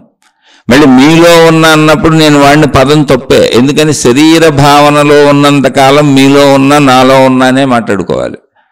శక్తి భావనలోకి వెళ్ళినాక శక్తిలో శరీరం ఉందని తెలుస్తుంది. అప్పుడు నేను శరీరం కాదని చెబుతాం మనమే. నేను శక్తిని అని చెబుతాం. అదే రమణ మహర్షి చెప్పారు. శరీరము కాదు అంటే నేను శక్తిని అని అర్థం. శరీరం అబద్ధమని కాదు. నేను ఇప్పుడు చొక్కా నేనంటాం, మనం చొక్కా నేననంగా, ప్యాంట్ నేనంటామా, చీర నేనంటామా, కట్టుకున్న బట్టలు నేనంటామా, వేసుకున్న చెప్పులు నేనంటామా? అనంగా నావి అంటాం. నా చెప్పులు, నా బట్టలు, నేను ధరించిన ఆభరణాలు, నేను ధరించిన వస్తువులు అలా చెబుతాం. నా ఇల్లు, నా వాహనం అలా చెబుతాం. అలాగే నేను శక్తిని, శరీరాన్ని నేను కాదు అన్నప్పుడు రమణ మహర్షి నేను ధరించిన వస్త్రముల వలె నేను ధరించిన శక్తి ధరించిన శరీరం అని చెబుతున్నారు ఆయన. అంతే తప్ప శరీరం అబద్ధమని కాదని చెబుతుంది. అది సెకండ్ స్టేజీ. నేను ఫస్ట్ స్టేజ్లో అనంత ఆత్మస్వరూపుడను అని నెక్కచ్చిగా చెప్పారు ఆయన. ఇలా ఎంతోమంది మహాత్ములు చెప్పారు. దాన్ని తెలుసుకోండి అయ్యా అన్నారు. ఆ తెలుసుకోండి అనడానికే జిడ్డు కృష్ణమూర్తి గారు ఎరుక అనే పదం వాడితే, అవేర్నెస్ అనే పదం వాడితే, రమణ భగవాన్లు నిన్ను నువ్వు తెలుసుకొని వాడి పదం వాడారు. ఆత్మ అనే పదం వాడారు. అనేక మంది మహాత్ములు బ్రహ్మము అనే పదం వాడారు. మళ్ళీ ఈ బ్రహ్మము, ఆత్మ అనే పదాలు మతాల్లో కలిసిపోతున్నాయి, దైవత్వంలో కలిసిపోతుంది, త్రిశంకు స్వర్గాల్లో కలిపేస్తున్నారు కొంతమంది తీసుకెళ్ళి. ఆధ్యాత్మికత అనే పదాన్ని కూడా త్రిశంకు స్వర్గాల్లో కలిపేసుకొని మాది కూడా ఆధ్యాత్మికమే, మాది కూడా జ్ఞానమే, మాది కూడా ఆత్మజ్ఞానమే అని ఆత్మనే బ్రహ్మమును కూడా వాళ్ళకి ఇష్టం వచ్చినట్టు కలిపేసుకుంటున్నారు అని జిడ్డు కృష్ణమూర్తి గారు లాంటి మహాత్ములు, మహానుభావులు ఎరుక, ఉనికి అనే సత్యము అనేటువంటి స్పష్టమైన పదాలను వాడారు. అవి దేంట్లోనూ కలవకుండా, అంటే త్రిశంకు స్వర్గాల్లో కలవకుండా వాడారు. కానీ మొత్తంగా సత్యం అయితే ఒకటే. మీరు ఎరుకతో జీవించాలి అంటే నేను శక్తిని అనే ఆధ్యాత్మిక చదువుకొని, ఆత్మజ్ఞాన చదువుకొని మీ శరీర మనస్సులకు ఆధారమైనటువంటి మీ స్వరూపమే అయినటువంటి మీ శక్తిని మీరు తెలుసుకోవాలి. అదే ఆధ్యాత్మిక చదువు, ఆత్మజ్ఞాన చదువు. అది తెలుసుకోవటంలో శరీరాన్ని అశ్రద్ధ చేయకూడదు, మనసును అశ్రద్ధ చేయకూడదు, కుటుంబాన్ని అశ్రద్ధ చేయకూడదు, డబ్బును అశ్రద్ధ చేయకూడదు, సమాజాన్ని అశ్రద్ధ చేయకూడదు. మొత్తం భౌతికాన్ని ఏమాత్రం అశ్రద్ధ చేయకుండా సంపూర్ణ శాంతియుతంగా మలుచుకోగలిగితే నేను శక్తిని తెలుసుకోవడానికి అది బాగా సహకరిస్తుంది. ఆ శాంతి మీరు శారీరక బాధలున్నా, మానసిక బాధలున్నా, ఆర్థిక బాధలున్నా, సామాజిక బాధలున్నా, కుటుంబిక బాధలున్నా, ఎటువంటి బాధ సమస్య ఉన్నా మీ మనసు నిలబడదు, మీ శరీరం నిలబడదు. కనుక మీరు నేను శక్తిని అని తెలుసుకునే మార్గ ప్రయాణం కూడా, చదువు కూడా సరిగ్గా చదువుకోలేరు. ఆత్మజ్ఞాన మార్గ చదువు సరిగ్గా చదవలేరు, ఆ స్థితిలో నిలబడలేరు. కాబట్టి ముందు భౌతికం 100కి 100 శాంతియుతంగా చక్కగా పెట్టుకోండి, అన్నీ అనుభవించండి. సంసార జీవితం చక్కగా చేసుకోండి, పంచేంద్రియ సుఖాలు అనుభవించండి, చక్కగా ధనం సంపాదించుకోండి, పంచేంద్రియ సుఖాలు అనుభవించండి. కుటుంబాన్ని చక్కగా తోడుగా 100 ఏళ్ళు తోడుగా ఎవరుంటారు మనకి? ఇది చదువుకునే చదువుకుంటున్నాం. ఇప్పుడు స్కూల్కి వెళ్ళి చదువుకున్న పిల్లడు పరిగెత్తికి ఇంటికి వచ్చేస్తాడు అమ్మా నాన్న అంటూ. ఎందుకని? జీవితంలో వాళ్లే కదా కుటుంబం. చదువుకుంటున్నాం కదా అని ఇంత కుటుంబాన్ని వదిలేస్తే చదువులు ఫీజులు ఎవరు కడతారు? స్కూల్కి ఎక్కడికి వెళ్తే మళ్ళీ వచ్చి ఎక్కడ పడుకుంటాడు, ఎక్కడ తింటాడు, ఎక్కడ ఉంటాడు? అలాగే ఈ ఆధ్యాత్మిక చదువులో కూడా నేను శక్తిని తెలుసుకునే విధానంలో కూడా మీరు ఊరికనే చదువుకుంటున్నారు తప్ప శరీరమే ఉండాలి, మనసే ఉండాలి, కుటుంబమే ఉండాలి, డబ్బే ఉండాలి, సమాజమే ఉండాలి, ప్రపంచమే ఉండాలి. ఇవేమి లేకపోయినా మీరు తెలుసుకోలేరు. తెలుసుకోవడం కుదరదు. వీటన్నిటిలో శాంతి ఉండాలి. కాబట్టి అన్నీ అనుభవించి శాంతిగా కూర్చొని రోజు ఒక అరగంట గంట ట్రై చేయండి చాలు, ప్రయత్నించండి చాలు. సమయం మీకు ఆటోమేటిక్గా సమయం మీరు తెలుసుకుంటున్న దాంట్లో శాంతిని పెంచుకుంటుంటే సమయం కూడా పెరుగుతూ ఉంటుంది. ఇంకోటి ఏంటి, ఇంకో అద్భుతం ఏంటి ఇక్కడ అంటే, మన శరీరము, మన మనస్సు, ఈ ప్రపంచము మొత్తం శక్తి అన్నీ కలిసే ఉన్నాయి. శక్తి యొక్క వ్యక్తీకరణే సృష్టి. సృష్టిలో ఉన్నదే మనం జీవులం. సృష్టి నడకే మన ప్రారంధము, మన కర్మ, మన ఆయువు. అంటే మొత్తం శక్తి యొక్క స్థితుల వల్లనే కలుగుతుంది. కనుక శక్తి కోసం మనం నిజాయితీగా ప్రయత్నించినప్పుడు మనకి జ్ఞానాన్ని, సమయాన్ని కూడా అందించేది మన చుట్టూ ఉన్నటువంటి ప్రకృతే, శక్తే. కాబట్టి మీరు నిజాయితీ ప్రయత్నం చేసినప్పుడు మీకు అవసరమైనటువంటి జ్ఞానం అందించబడుతుంది, అవసరమైనటువంటి కాలము అందించబడుతుంది. అయితే ప్రయత్నం నిజాయితీగా ఉండాలి. ఇప్పుడు శరీరం, ఇవ్వబడిన శరీరానికి అవసరమైనటువంటి గాలి, నీరు, పంచభూతములు, ఆహార పదార్థములు, పంచేంద్రియ సుఖములకు ఆధారంగా జీవిత భాగస్వాములు, కుటుంబము, వ్యవస్థ, ఇవన్నీ ఎలా ఇవ్వబడినాయి? ఇవన్నీ ప్రకృతిలో ఇవ్వబడినాయి బతకడానికి అవసరంగా. అలాగే తెలుసుకునే ప్రయత్నం, ఆధ్యాత్మికతలో ఆత్మతత్వాన్ని, నేను శక్తిని అనేటువంటి విషయాన్ని తెలుసుకునే ప్రయత్నం చేసినప్పుడు అవి కూడా అందించబడతాయి, అందులో డౌట్ ఏం లేదు. కానీ దొరికిన ప్రతిదాన్ని తెలుసంకు స్వర్గాన్ని అందించబడింది అనుకుంటే మోసగాళ్ళు కూడా ప్రపంచంలో ఉన్నారు, అది మీరు చూసుకోవాలి. ఇక్కడ నడక మీరే చూసుకోవాలి. ఇప్పుడు ముళ్ళ చెట్లు ఉన్నాయి, రోడ్డు మీద వెళ్తుంటాం, వాహనాలు వేసుకెళ్తుంటాం, జాగ్రత్తగా వెళ్ళాం. అనేక జంతువులు, విషసర్పాలు ఉన్నాయి, జీవించేటప్పుడు జాగ్రత్తగా జీవించట్లా. తినేటప్పుడు తినకూడని పదార్థాలు బోల్డ్ ఉన్నాయి, జాగ్రత్తగా తింటలా. బతికేటప్పుడు జీవితంలో అన్ని రకాల జాగ్రత్తలు తీసుకుంటున్నాం. అలాగే ఆధ్యాత్మికతలో, ఆత్మజ్ఞాన మార్గంలో, ఆధ్యాత్మిక చదువులో కూడా అన్ని జాగ్రత్తలు తీసుకోవాలి. అది ఎక్కడ అన్నీ ఉంటాయి. మీరు అన్ని జాగ్రత్తలు తీసుకుని ప్రయాణిస్తుంటే భౌతికంలో మనం బ్రతకడానికి అవసరమైన అన్ని ఎలా ప్రకృతి సమకూర్చి పెట్టిందో, ఆహార పదార్థాల నుంచి పంచభూతాలు, వాయువులు, నీరు అన్నీ ఎలా పెట్టిందో, అలాగే శక్తిని నేనని తెలుసుకునే మార్గంలో కూడా అన్ని అందిస్తుంది. జ్ఞానం అందిస్తుంది, కాలాన్ని సమకూర్చి పెడుతుంది. ప్రయత్నంలో నిజాయితీ ఉంటే అన్నీ దొరుకుతాయి. అన్నీ అందించేది కూడా అదే. అదే ప్రకృతి, అదే శక్తి, అదే నేను, మొత్తం అదే. కాబట్టి విషయాన్ని అర్థం చేసుకోండి, స్లోగా నిదానంగా ప్రయాణించండి. భౌతికతని పాడు చేసుకోబాకండి. అర్థం చేసుకోవటం కూడా తొందరపడి అర్థం చేసుకోబాకండి. నిదానంగా అర్థం చేసుకోండి. 1కి 4 సార్లు వినండి. అర్థం కాకపోతే మళ్ళీ తప్పకుండా ప్రశ్నించండి. మళ్ళీ దాన్ని విశ్లేషించుకొని తెలుసుకునే ప్రయత్నం చేద్దాం. ఇది ఆధ్యాత్మిక చదువు, ఆత్మజ్ఞాన చదువు. కేవలం ఇది చదువు మాత్రమే. నేను చదువుకుంటున్న విద్యార్థిని, నేను చదువుకుంటున్న పాఠాలు మీకు అప్పచెబుతున్నాను అంతే. నేను అతి సామాన్యుడిని, నాకు ఎటువంటి ఆత్మానుభవము కలగలేదు, ఎటువంటి శక్తి అనుభవం కలగలేదు. నేను శక్తిని అనేటువంటి విషయం నాకు అనుభవంగా తెలియలేదు. ఆ మార్గంలో నేను ప్రయాణిస్తున్నాను. కనుక నేను చెప్పిన వాటిలో మీకు సత్యం అనిపించి మంచి అనిపించిన విషయాలు ఉంటే తీసుకోండి. సత్యం అనిపించలేదు, మంచి అనిపించలేదు, మాకు అర్థం కాలేదు, నచ్చలేదు అన్న విషయాలు వదిలేయండి. అసలు నచ్చని వాళ్ళు వినకండి, ఎందుకంటే ఇది మీ మార్గమే కాదు. అర్థమైన వాళ్ళు, నచ్చిన వాళ్ళు, ఇది మా మార్గం అనుకున్న వాళ్ళు తప్పకుండా కామెంట్లు పెట్టండి. మీరు కామెంట్లు పెట్టిన దాన్ని బట్టి నేను చెప్పేది ఉంటుంది. అర్థమవుతున్న వాళ్ళు, అడిగేవాళ్ళు ఉంటే చెప్పే ప్రయత్నం చేస్తూ ఉంటాను. శుభమస్తు. మీకు, మీ కుటుంబ సభ్యులకు మేలు చేకూరుగాక. మరలా మరొక కొత్త శీర్షికతో కలుసుకుందాం.